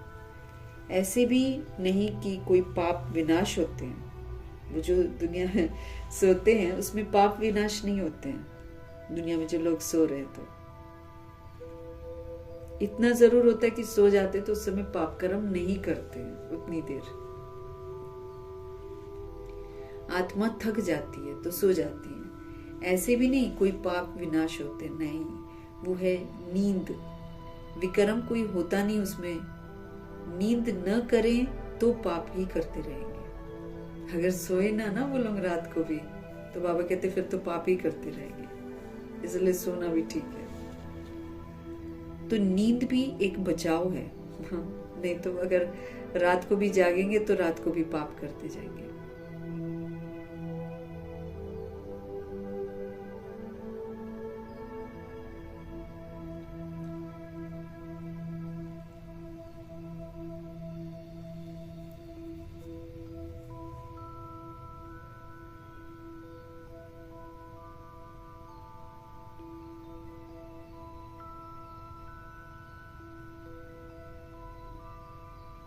बाबा क्या कह रहे हैं हमको,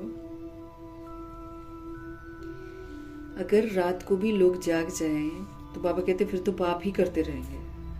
तो नींद जो है ये भी एक तरह का बचाव है कि कम से कम उतनी देर तो पाप नहीं कर रहे हैं। सारा दिन सर्विस कर आत्मा कहती है मैं अब सोता हूँ और शरीरी बन जाता हूँ। शरीर का भान नहीं रहता ना सोते हुए।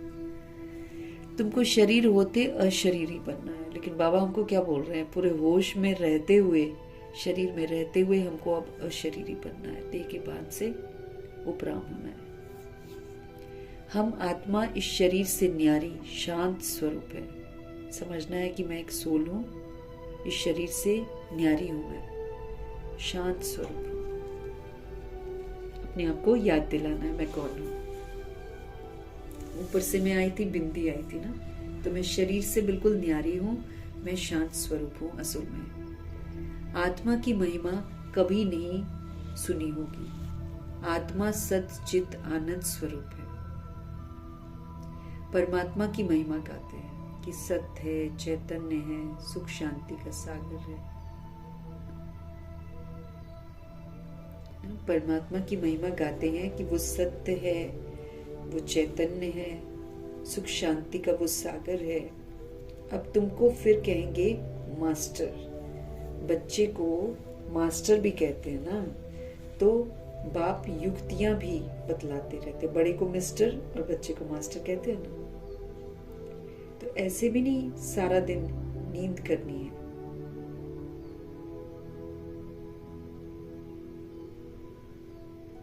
जितना हो सके बाप को याद करना है। ऐसे भी नहीं कि बाप हमारे ऊपर रहम व कृपा करते।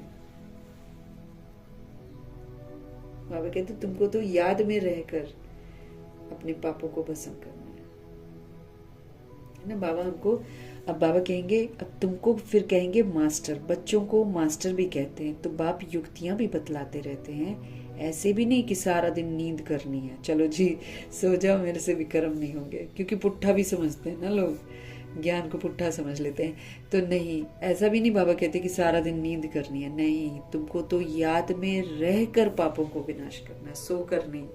सोकर पाप विनाश नहीं होते हैं, सोकर पाप होते नहीं है, बाकी विनाश नहीं होते। विनाश तो बाबा कहते हैं आपको याद में रहकर पापों को विनाश करना है। तुमको तो याद में रहकर पापों का विनाश करना है, जितना हो सके बाप को याद करना है। ऐसे भी नहीं कि बाप हमारे ऊपर रहम व कृपा करते हैं, नहीं, ये उनका गायन है, रहम दिल बादशाह। ये उनका गायन है, रहम दिल बादशाह। ये भी उनका पाठ है। ये भी बाबा कहते हैं उनका पाठ है। एक है, आज बाबा ने क्या बोला, जौहरदार तलवार बाबा को बोलते हैं। फिर है रहम दिल बादशाह, ये भी उनका पाठ है। तमो प्रधान से सतो प्रधान बनाना, ये बाबा का ही पाठ है, और कोई बना नहीं सकता। भगत लोग महिमा गाते हैं, तुम्हें सिर्फ महिमा नहीं गानी है।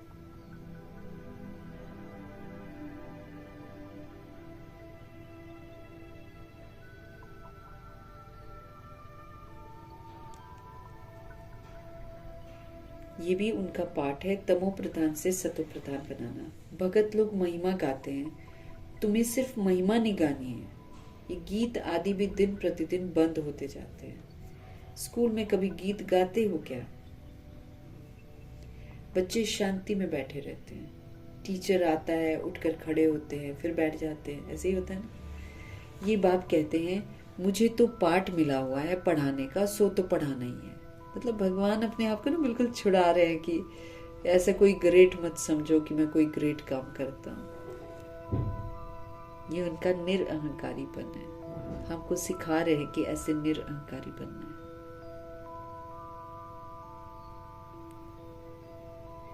ये बाप यानी कि शिव पिता परमात्मा कहते हैं मुझे तो पाठ मिला हुआ है पढ़ाने का, सो तो पढ़ाना ही है।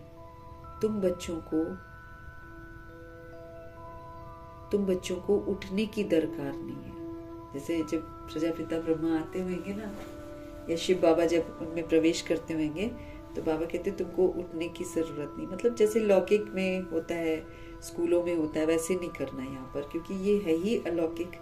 तो जो दुनिया में करते हैं वो यहाँ पर नहीं करना है। तुम बच्चों को उठने की भी दरकार नहीं है। आत्मा को बैठ सुनना है, बैठकर हर बात बाबा की सुननी है। तुम्हारी बात ही सारी दुनिया से न्यारी है, क्योंकि भगवान जी सुना रहे हैं। तो सारी बातें जो हम दूसरों के साथ शेयर करते वो औरों से हटकर होती हैं, न्यारी होती हैं। बच्चों को कहेंगे क्या कि तुम उठो? नहीं, वो तो भक्ति मार्ग में करते हैं, यहाँ पर नहीं करते हैं। बच्चे बैठे हुए हैं, जैसे हम लोग बैठे होते हैं ना, अव्यक्त बाप दादा आते हैं।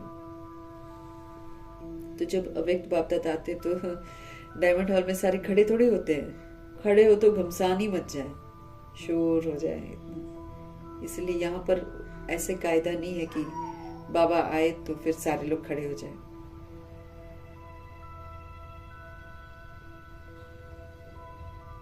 बच्चों को कहेंगे क्या कि तुम उठो? नहीं ना, वो तो भक्ति मार्ग में करते हैं, यहाँ पर नहीं करते हैं।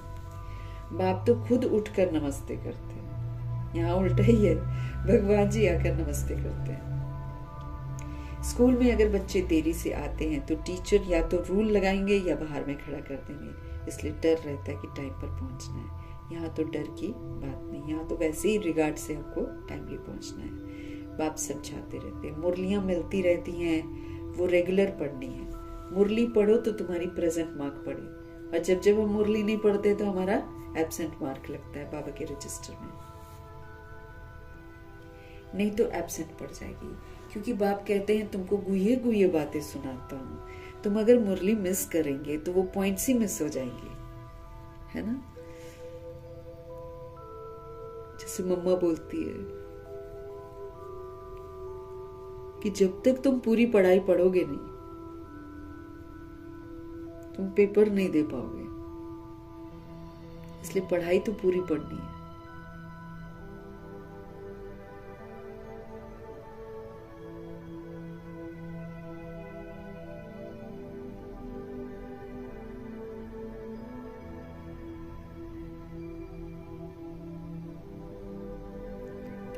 को समझ दे रहे हैं कि मुरलियां तो बाबा सब तक प्रोवाइड करते हैं ना, तो ये रेगुलर पढ़नी है। मुरली पढ़ो तो तुम्हारी प्रेजेंट मार्क पढ़े, नहीं तो एब्सेंट पड़ जाएगी, क्योंकि बाप कहते हैं तुमको गुये गुये बातें सुनाता हूँ। तुम अगर मुरली मिस करेंगे तो वो पॉइंट्स तुम्हें सो जाएंगे। ये है सारी की सारी नई बातें जो दुनिया में कोई जानता ही नहीं है। तुम्हारे चित्र देखकर ही चकित हो जाते हैं। कोई शास्त्रों में भी नहीं है चित्र, ये भगवान ने चित्र बनवाए हैं ना। तुम्हारी ये चित्रशाला है। नहीं, ब्राह्मण कुल के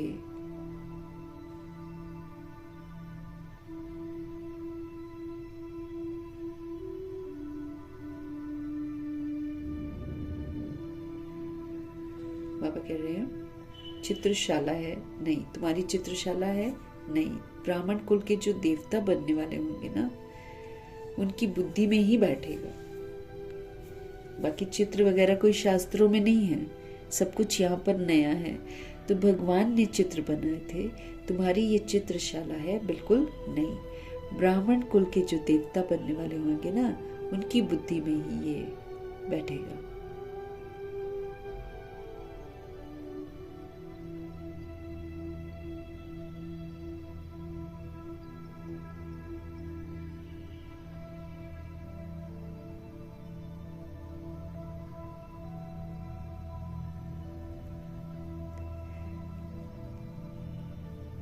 ब्राह्मण कुल के जो देवता बनने वाले होंगे, उनकी बुद्धि में ज्ञान बैठेगा।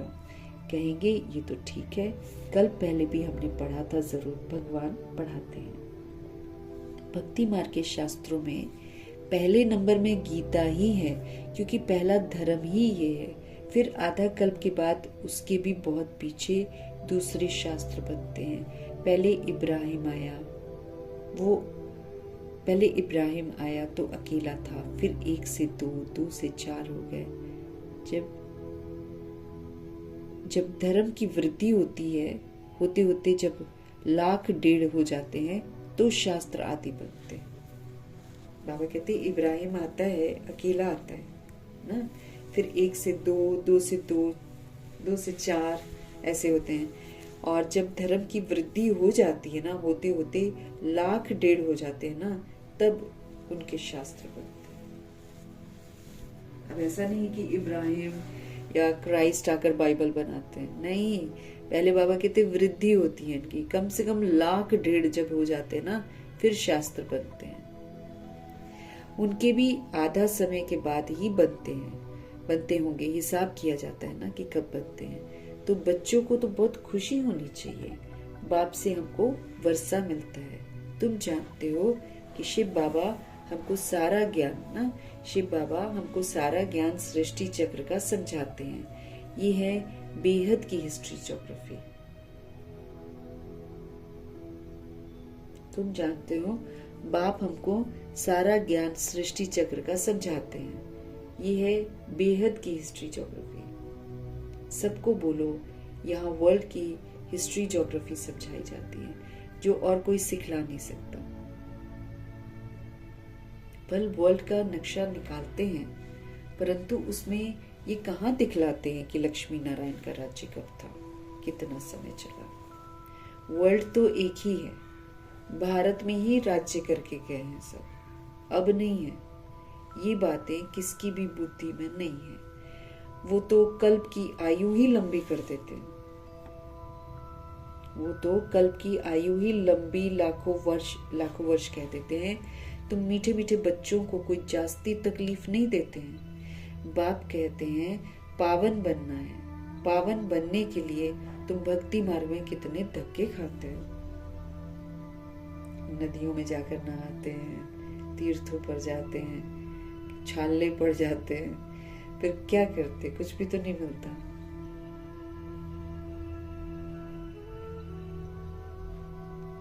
बाबा कहते ये किसने राज्य किया, कब तक किया, ये किसी की बुद्धि में जाता ही नहीं है।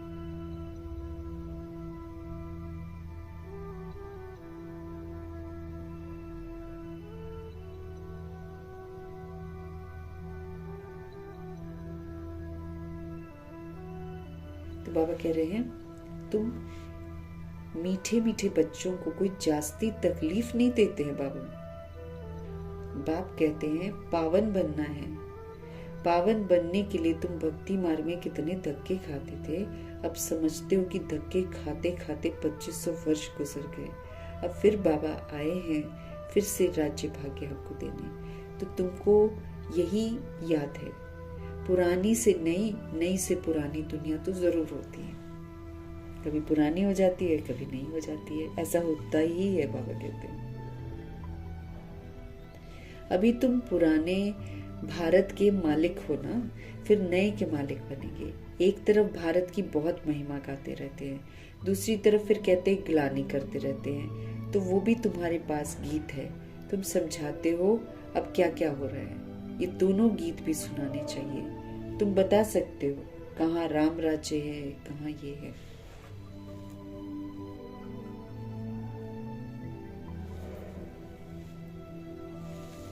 एक तरफ भारत की महिमा करते हैं, दूसरी तरफ फिर ग्लानि भी करते रहते हैं। गीत भी बन रखे हैं इसके। और फिर अब बाबा हमको समझाते हैं, तो बाबा कहते हैं फिर तुम समझाते हो अब क्या क्या हो रहा है।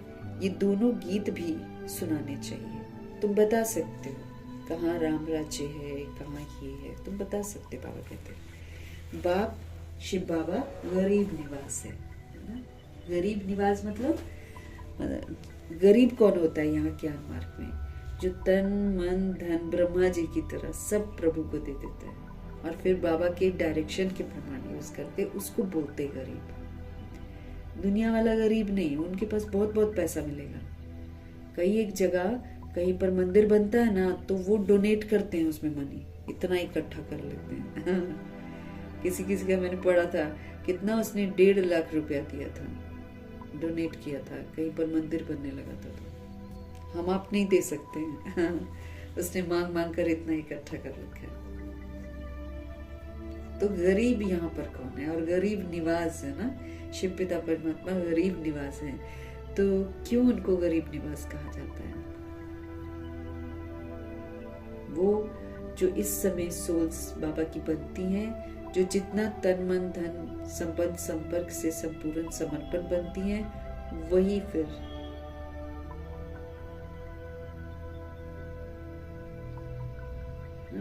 वही बाबा फिर गरीब निवास बनकर उनका उद्धार करते हैं।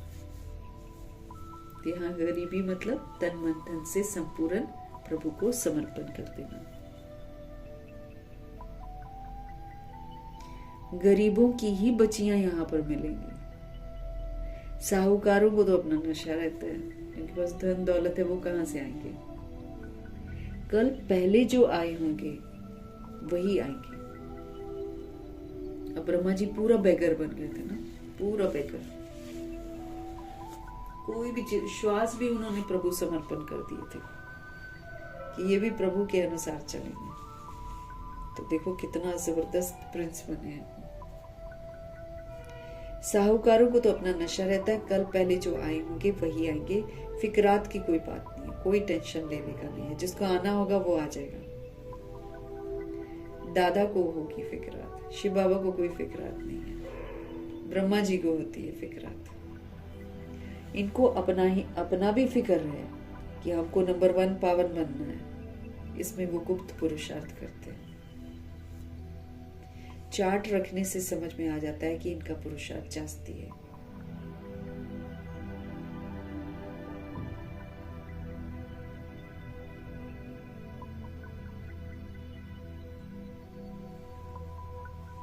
बाप हमेशा समझाते रहते हैं डायरी रखो, डायरी रखो।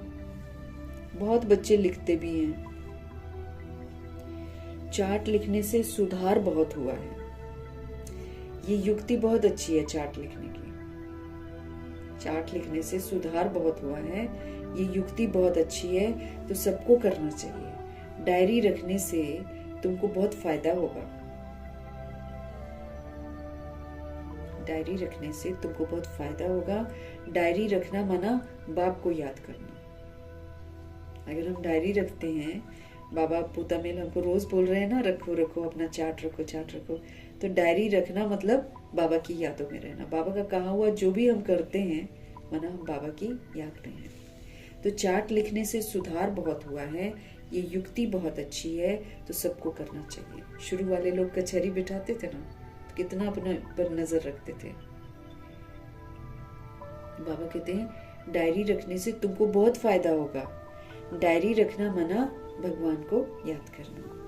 उसमें बाप की याद लिखनी है, उसमें बाप की याद लिखनी है। डायरी भी मददगार बनेगी, पुरुषार्थ होगा। डायरियां कितनी लाखों करोड़ों बनती हैं नोट आदि करने के लिए। सबसे मुख्य बात तो ये है नोट करने की। ये कभी भूलना नहीं है कि आपको नोट करना है, उसी समय डायरी में लिखना चाहिए। रात को हिसाब किताब लिखना चाहिए, फिर मालूम पड़ेगा ये तो घाटा पड़ गया, है ना। और बाबा कहते हैं no questions no corrections no quotations. सारा दिन में अगर मैंने क्वेश्चन करेक्शन किया और रात को मैंने लिखा तो मेरे को पता चलेगा अरे मैंने तो बिंदी नहीं लगाई, मैंने तो अपना घाटा कर दिया। फिर फिक्र होगी ना, फिर अगले दिन रहेगा नहीं, अगले दिन फिर प्रश्न उठेगा, लेकिन हम उठने नहीं देंगे। नहीं नहीं नहीं, इससे तो मेरा घाटा होता है, इससे तो मेरे को सजा मिलेगी। ये लिखने से ही पता चलता है। सही बोलते हैं बाबा। कितना दैवी गुण हमने यूज किया सारे दिन में, दुख लिया, दुख दिया, क्या किया, सुख दिया कि नहीं दिया, सारी चीजें हमारे दिमाग में रहनी चाहिए। अब शुरू की सोल्स तो याद की यात्रा पर रहते थे। याद करो विक्रम होंगे ही नहीं, इसलिए मम्मा वहां पर याद की कचहरी बिठाती थी। और अगर कोई कहता था हम याद नहीं करते तो फिर मम्मा पूछती थी क्या करते थे फिर, क्योंकि उन लोगों को तो सिवाय याद करने के और कुछ करना ही नहीं था शुरू में।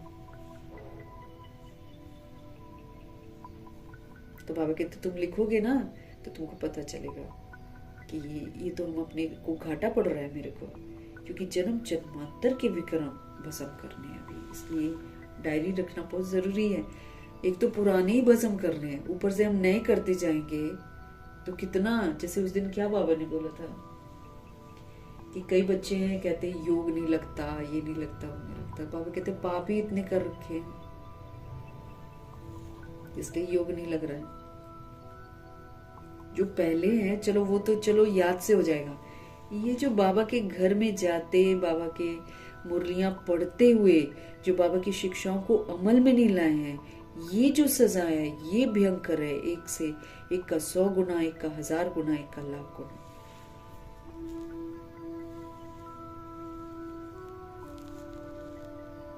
एक तो हमको वैसे ही जन्म जन्मांतर के पाप भस्म करने हैं, एक जो मुरली पढ़ते हुए हम गलतियां कर रहे हैं उसका कितना खतरनाक सजा है। शिव बाबा हमको रास्ता बताते हैं, अपने ऊपर रहम करो, अपने ऊपर कृपा करो। टीचर तो पढ़ाते हैं, आशीर्वाद तो नहीं करेंगे टीचर। आशीर्वाद कृपा रहम आदि मांगने से मरना भला, बाबा कहते हैं। बाबा मेरा ये ठीक कर दो, बाबा मेरा वो ठीक कर दो, बाबा मेरा ये काम करवा दो, बाबा युगल को ठीक कर दो, बाबा बच्चे को ठीक कर दो। ये तो बाबा कहते हैं तो मांगने से मरना भला है। ना आशीर्वाद मांगनी है बाबा से, न कृपा मांगनी है भगवान से, न रहम मांगना। भगवान तो रहम ऑलरेडी कर रहे हैं, कृपा ऑलरेडी कर रहे हैं, आशीर्वाद ऑलरेडी कर रहे हैं। मांगना नहीं है। बच्चों को सख्त मना है कि नहीं मांगना है। अब से एक बार भी नहीं बोलेंगे बाबा मेरा ये ठीक कर दो, बाबा मेरा ये काम कर दो, बाबा उनको सुधार दो। एक बार भी नहीं बोलना। ज्ञान याद में रहो, सब ठीक हो जाएगा। याद में रहो, याद का पावर दो दूसरी सोल को, तो दूसरी सोल ठीक हो जाएगी। जो बाबा कहते हैं करते जाओ, सारा प्रॉब्लम सॉल्व होता चला जाएगा। ये बाबा का कहना कि तुम करो, और तुम करके अपने आप को ब्लेसिंग दो। अपने पर कृपा तुम खुद करो, अपने पर रहम तुम खुद करो। खुद भी रावण की जेल से निकलो, दूसरों को भी रावण की जेल से निकालो। निकल कर निकाल सकते हैं हम, खुद निकले ना और दूसरे को बोले कि तू निकल, तो कहां से निकलेगा। अभी बाबा के पास आते हैं, ज्ञान अभी पूरा समझ में आया नहीं है, बस करेक्शन करना शुरू कर देते हैं। और किसका करेक्शन करते हैं? जो ज्ञान में चल ही नहीं रहे। बताओ कितना गलत काम हम करते हैं, उसको समझ ही नहीं है। अब मुझे समझ मिल रही है, अब मैं करेक्शन दूसरे का कर रही हूँ। बच्चों को सख्त मना है। बाप कहते हैं ड्रामा अनुसार जिन्होंने कल पहले बीज बोया है, वर्षा पाया है, अब पे ही करेंगे। तुम कोई काम के लिए मांगो मत पैसा, नहीं करेगा तो नहीं पाएगा। मनुष्य दान पुण्य करते हैं तो रिटर्न में उनको मिलता है ना। राजा के घर व साहूकार के पास जन्म होता है। जिनको करना होगा वो आप पे ही करेंगे। तुमको मांगना नहीं है किसी से कि भाई पैसा दे दो इतना। कल पहले जिन्होंने जितना किया होगा ड्रामा उनसे करा लेगा, इसलिए चिंता करने की जरूरत नहीं है सेंटर कैसे चलेगा और कैसे चलेगा। पूछने की सोचने की जरूरत, दिल से सेवा करो। देखो फिर बाबा अपने आप जो जरूरत होगी वो दिला देंगे। मांगने की तो जरूरत ही नहीं है। बाबा तो कहते हैं हुंडी भरती रहती है सेवा के लिए। सेवा के लिए अगर पैसा चाहिए तो हुंडी तो अपने आप भरती है, मांगने की तो जरूरत ही नहीं। बाबा कहते हैं, बाबा अपने आप डलवा देते हैं किसी न किसी से। अब जब खाना बेगरी पार्ट था तो जब एक भी पैसा नहीं था और 1 घंटा रह गया था खाना बनाने को, बाबा ने मांगा थोड़ी था। ब्रह्मा जी ने बोला था बाबा अब खाना कैसे देंगे, बाबा कहीं से पैसा दिला दो, कहीं बोला, चुपचाप करके बैठ गए। बाबा जाने, बाबा का काम है। फिर देखो पैसा किसने भेजा, वो जो सबसे विरोधी था। हाँ। उसकी युगल आती थी ना, खूब उल्टा सीधा बोलता था ब्रह्मा कुमारी इसके बारे में। उसको बाबा ने टचिंग कराई। उसने अपनी युगल को दिया पैसा 250 रुपया। वो जो सफेद वस्त्रधारी लोग है ना, जहां तुम जाती हो वहां पैसे देकर आओ। वो खुशी खुशी ले आई। ब्रह्मा जी ने कभी नहीं बोला बाबा ये काम कर दो, बाबा वो काम कर दो, ये कैसे होगा वैसे होगा। कितनी सारी परेशानियां, कितने सारे पेपर उनकी जिंदगी में आए हैं।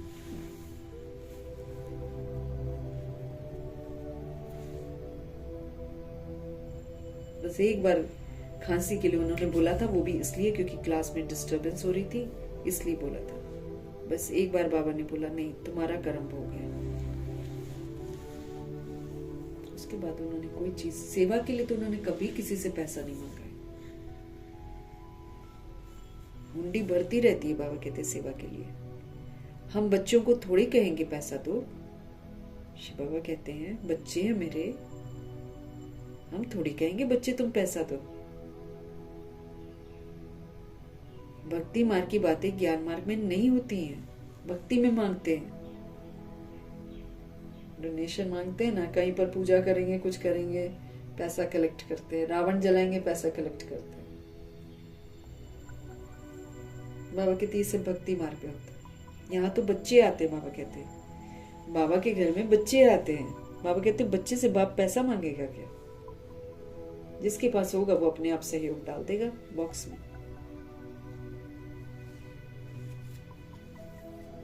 हम बच्चों को थोड़ी कहेंगे कि पैसा दो। भक्ति मार्ग की बात ज्ञान मार्ग में नहीं होती। जिन्होंने कल पहले मदद की है ना, वो करते ही रहेंगे। आप पे ही कभी मांगना नहीं है। बाबा कहते हैं मांगो मत। दिलाते हैं कि जिन्होंने कल पहले मदद की है ना, वो करते ही रहेंगे। आप पे ही कभी मांगना नहीं, बाबा कहते हैं।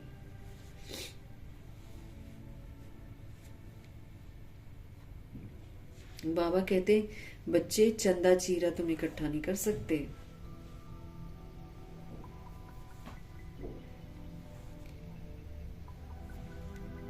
क्या कह रहे हैं? चंदा चीरा तुम इकट्ठा नहीं कर सकते। कोई करते होंगे ना, कई लोग फिर बाबा का नाम समझते हैं नहीं है, फिर ऐसे ही चल पड़ते हैं। तो कई लोग कलेक्ट भी करते हैं पैसा। इसलिए बाबा सावधान करते हैं। भाई मुरलियों से ही तो सावधान करेंगे ना बाबा।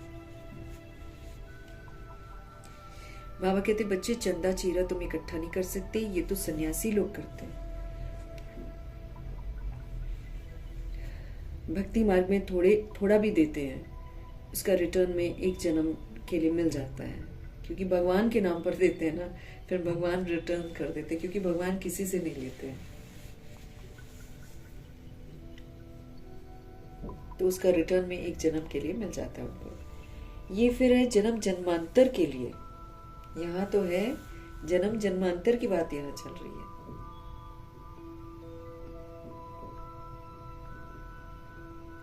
सब कुछ दे देना अच्छा है ना। इनका तो नाम भोला भंडारी है।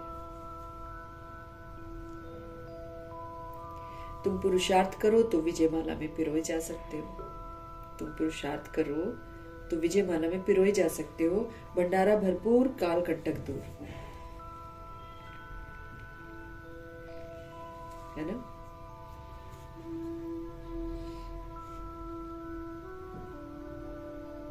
तुम पुरुषार्थ करो तो विजय माला में पिरोए जा सकते हो।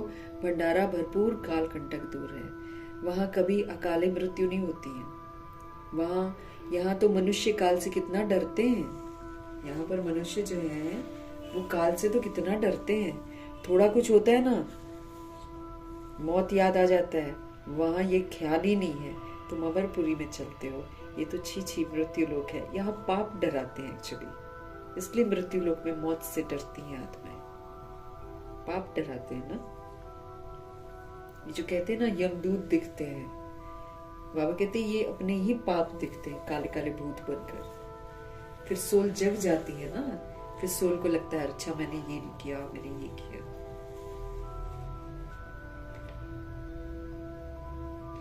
तो मृत्यु लोक में मौत याद आ जाता है ना, तो डरते हैं। लेकिन सतयुग में ये शब्द ही नहीं होता मृत्यु, मौत। वहां तो पूरा 150 वर्ष जिएंगे, 150 वर्ष के बाद स्व इच्छा से शरीर छोड़ देंगे। वहां मौत शब्द का प्रयोग नहीं होता है। वहां ये ख्याल ही नहीं है। तुम अमरपुरी में चलते हो, ये तो छी मृत्यु लोक है। ये वाली दुनिया जो है ये तो छी है, ये मृत्यु लोक है। भारत ही अमरलोक था, अब मृत्यु लोक है। भारत ही अमरलोक था, अब तो मृत्यु लोक है।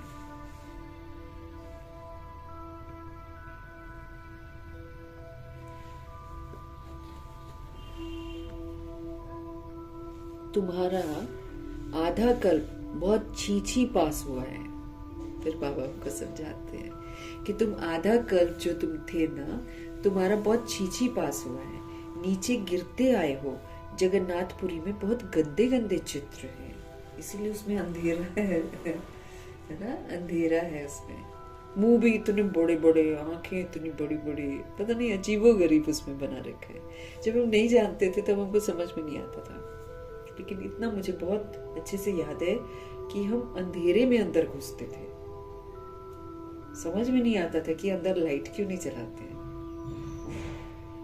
एक गुफा टाइप की बनी होती है, उसके अंदर अंधेरा होता है एकदम। उसके बीच से गुजरते हैं, मत्था टेकते हुए जाते हैं। एक आध दिया जल रहा होता है बस, बाकी अंधेरा ही, लाइट नहीं होती है उसमें।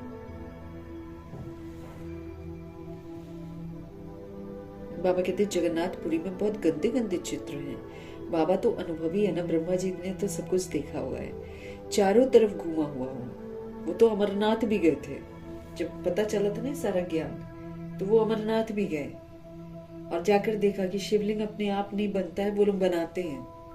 धंधाधोरी है ये उनका, पैसा कमाने का। और कैसे सब जगह अफवाहें हैं कि अपने आप शिवलिंग सावन के महीने में बनता है।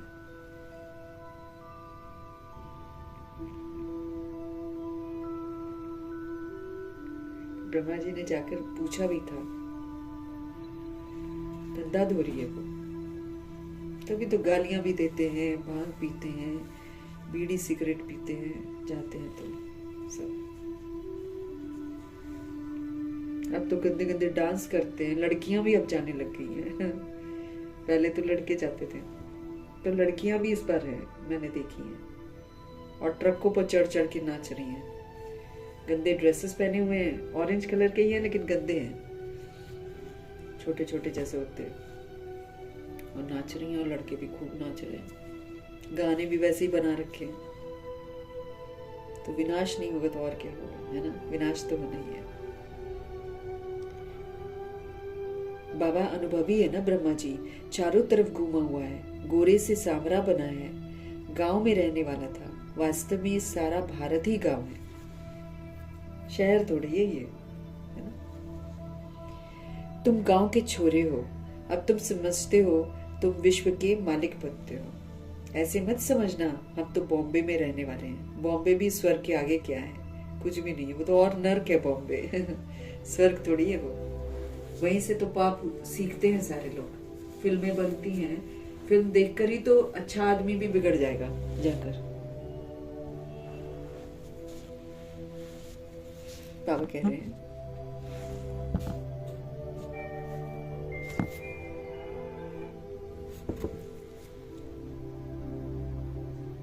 बॉम्बे भी स्वर्ग के आगे क्या है, कुछ भी नहीं, एक पत्थर भी नहीं। हम गांव के छोरे निधन के बन गए हैं, अब फिर हम स्वर्ग के मालिक बन रहे हैं। खुशी रहनी चाहिए ना, बाबा कहते हैं कि हम अच्छे बन रहे हैं तो हमको खुश रहना चाहिए ना।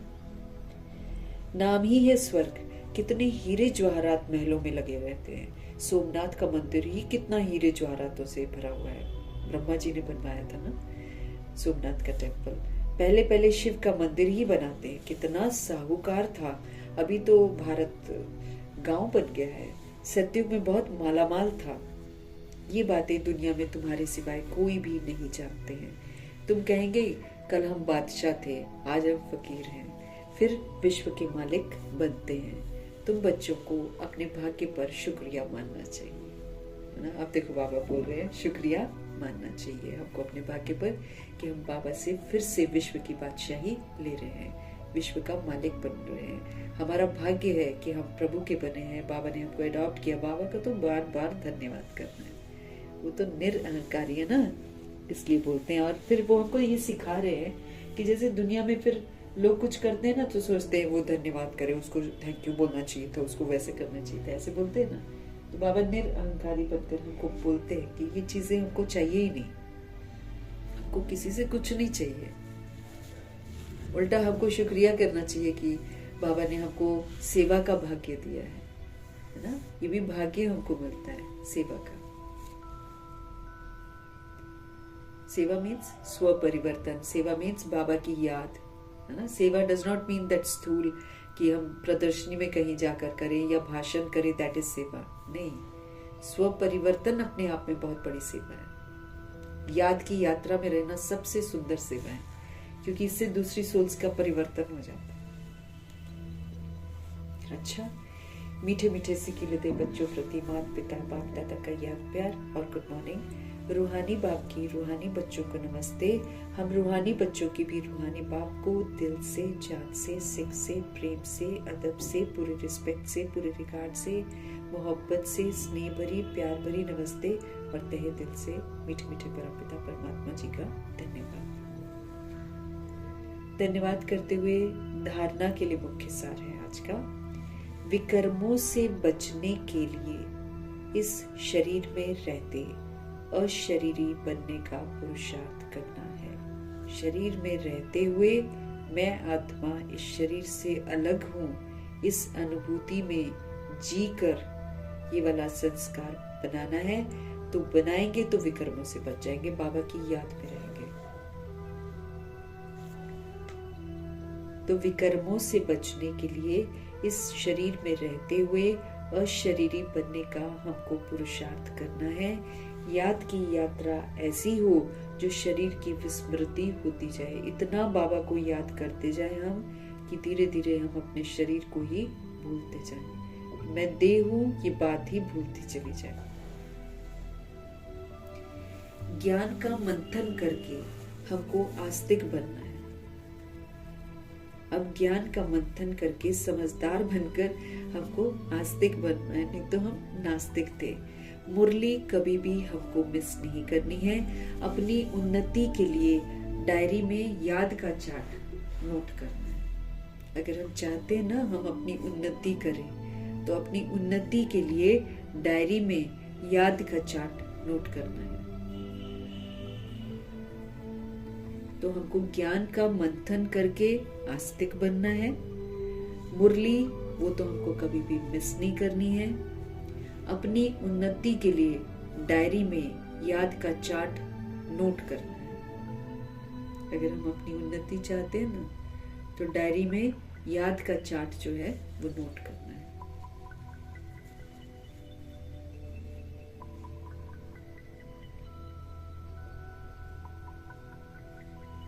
सतगुरु जी का वरदान, रूहानी शक्ति को हर कर्म में यूज करने वाले युक्ति युक्त जीवन मुक्त भव। रूहानी शक्ति को हर कर्म में यूज करना है।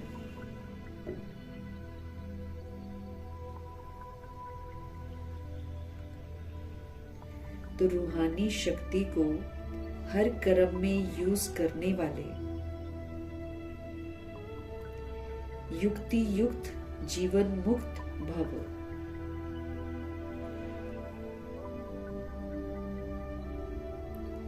इस ब्राह्मण जीवन की विशेषता है ही रूहानियत। ये जो ब्राह्मण जीवन है, इस ब्राह्मण जीवन की विशेषता है ही रूहानियत। रूहानियत की शक्ति से स्वयं को और सर्व को परिवर्तन कर सकते हो। रूहानियत एक ऐसी पावर है कि रूहानियत की शक्ति से ही स्वयं को और सर्व को परिवर्तन कर सकते हो।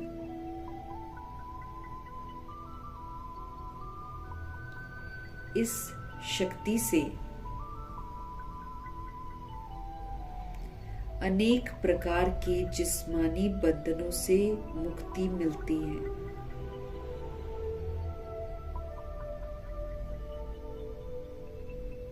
ये जो पावर है, रूहानियत की जो पावर है, इस शक्ति से अनेक प्रकार के जिस्मानी बंधनों से हमको मुक्ति मिलती है। लेकिन युक्ति युक्त बनकर हर कर्म में लूज होने के बजाय रूहानी शक्ति को यूज करो। लेकिन युक्ति युक्त बनकर हर कर्म में लूज होने के बजाय रूहानी शक्ति को यूज करो। मनसा, वाचा और कर्मणा तीनों में साथ साथ रूहानियत की शक्ति का अनुभव हो। जो तीनों में युक्ति युक्त है वही तो जीवन मुक्त बनेंगे, क्योंकि हमको तो जीवन मुक्ति का संस्कार भी यहाँ पर बनाना है। जीवन में रहते हुए मुक्त अवस्था।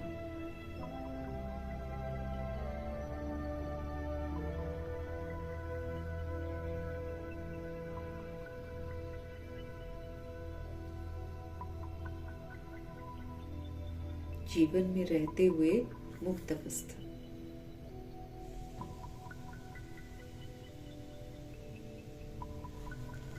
तो इस ब्राह्मण जीवन की जो स्पेशलिटी है, इस ब्राह्मण जीवन की विशेषता रूहानियत है, सोल कॉन्शियसनेस, रूह है ना, रूह का भान कि हम रूह हैं। ये स्पेशलिटी है ब्राह्मण जीवन की।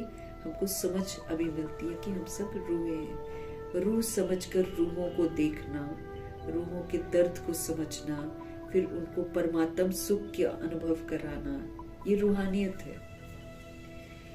रूहानियत एक शक्ति है। अब देखो कितनी सारी शक्तियां हमको बाबा ने दे रखी हैं, तो रूहानियत भी एक पावर है।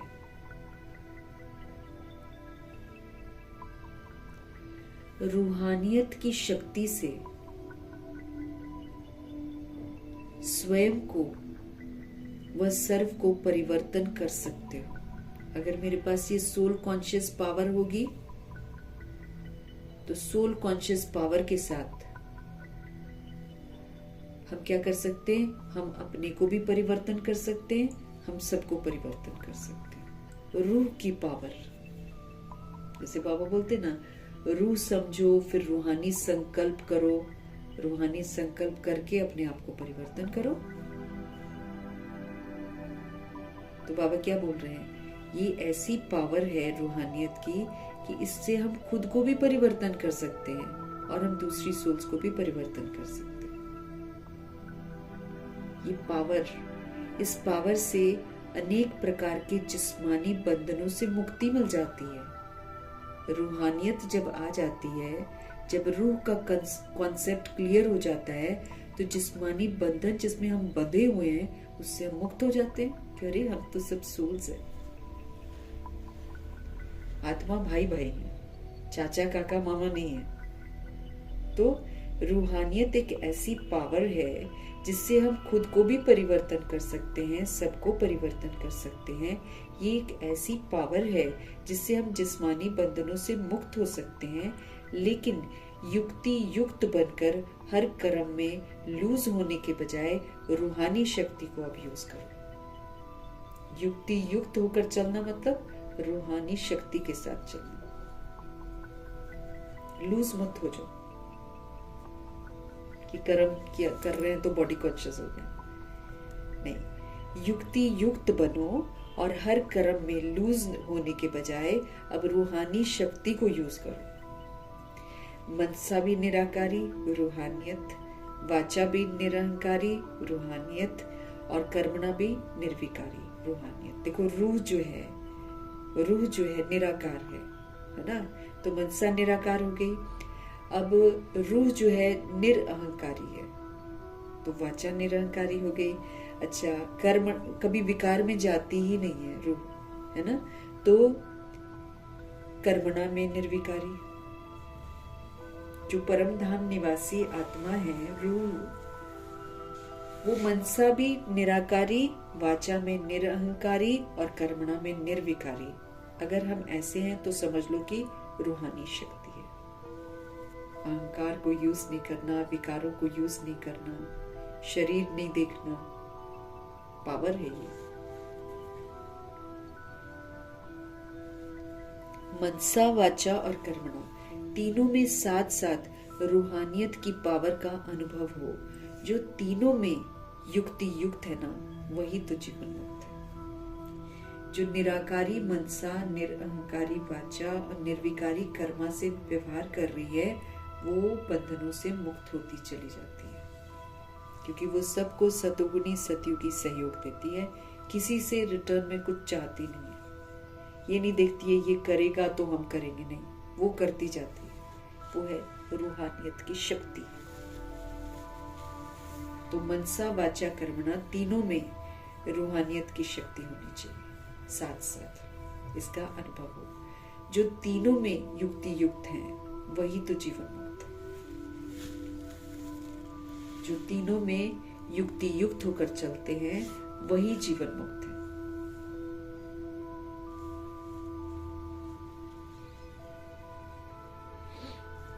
स्लोगन: सत्यता की विशेषता के द्वारा, सत्यता की विशेषता के द्वारा खुशी और शक्ति की अनुभूति करते चलो, करते चलो, करते चलो। सत्यता की विशेषता के द्वारा खुशी और शक्ति की अनुभूति करते चलो। अगर हम सत्य हैं ना, अगर हम अपने आप को आत्मा समझकर चलते हैं, परमात्मा की स्मृतियों में रहते हैं, तो ये सत्यता की विशेषता है। अगर हम इसमें जीते हैं तो हम खुश भी हैं, हम शक्तिशाली भी हैं। जहां हम शरीर समझेंगे तो दैट इज असत्यता। खुशी भी गायब, शक्ति भी गायब, शांति भी गायब। तो सत्यता की खासियत है कि अगर हम सत्य स्वरूप में रहते हैं तो हमारे पास खुशी भी होगी, शक्ति की अनुभूति भी होगी। अव्यक्त इशारे हैं अशरीरी व विदेही स्थिति का अभ्यास बढ़ाने के लिए बाबा कह रहे हैं हमको। जो भी परिस्थितियां हमारी जिंदगी में आ रही हैं और जो आने वाली हैं, उसमें विदेही स्थिति का अभ्यास बहुत चाहिए। इसलिए और सभी बातों को तो छोड़ दो। ये तो नहीं होगा, ये तो नहीं होगा, छोड़ दो। क्या होगा, इस क्वेश्चन को छोड़ दो। अभी विदेही स्थिति का अभ्यास करो। विदेही बच्चों को कोई भी परिस्थिति व कोई भी हलचल प्रभाव में ला ही नहीं सकती है, उन पर कोई प्रभाव डाल ही नहीं सकता जो विदेही है, क्योंकि वो ऊंची स्थिति हो जाती है, देह से अलग, देह के भान से अलग स्थिति हो जाती है, शक्तिशाली स्थिति होती है जहां पर आत्मा करावनहार बनकर कार्य कराती है। आत्मा करावनहार बनकर शरीर रूपी राजधानी को चलाती है, वो है विदेही अवस्था। तो ऊंची अवस्था हो जाती है। तो विदेही स्थिति का अभ्यास बढ़ाओ। विदेही बच्चों को कोई भी परिस्थिति व कोई भी हलचल प्रभाव नहीं डाल सकती। विदेही बच्चों को कोई भी परिस्थिति व कोई भी हलचल जो है उन पर अपना प्रभाव डाल नहीं सकती।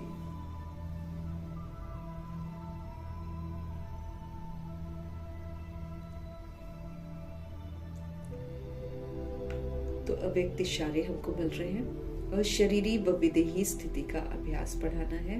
बाबा कह रहे हैं परिस्थितियां जो आ रही हैं रोज रोज और जो आने वाली हैं उसमें विदेही स्थिति का अभ्यास बहुत चाहिए। इसलिए और सभी बातों को बाबा कहते छोड़ दो, ये तो नहीं होगा, वो तो नहीं होगा, ऐसा होगा, वैसा होगा, ये सारे क्वेश्चन को छोड़ दो। अभी विदेही स्थिति का अभ्यास करो।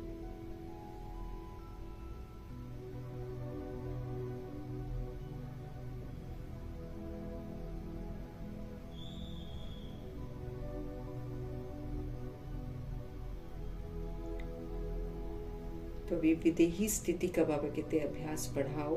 विदेही बच्चों को कोई भी परिस्थिति, कोई भी हलचल उन पर प्रभाव डाल नहीं सकती है। ऊंची स्थिति है ना, देह से परे की स्थिति है, आत्मा की स्थिति है। तो आत्मा को कौन प्रभाव डालेगा?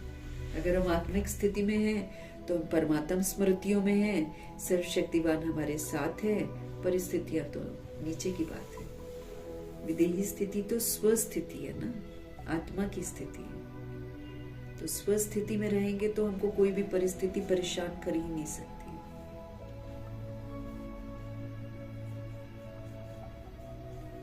मीठे परमात्मा जी का धन्यवाद, उनकी शिक्षाओं के लिए उनका धन्यवाद, और ब्रह्मा माँ का धन्यवाद, जगदम्बा माँ का धन्यवाद, अष्टरत्नों का धन्यवाद, नवग्रहों का धन्यवाद, एडवांस पार्टी की सारी सोल्स का धन्यवाद, बची हुई जितनी भी आत्माएं हैं उनका धन्यवाद, और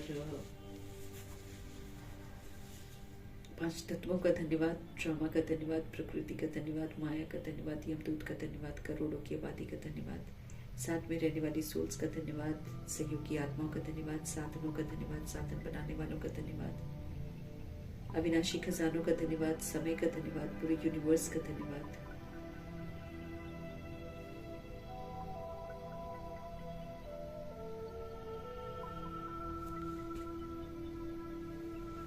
पूरे यूनिवर्स का धन्यवाद, आप सभी सोल्स का धन्यवाद, सृष्टि की मेहमान नवाजी का तहे दिल से हम धन्यवाद करेंगे। धन्यवाद करते हुए ओम शांति।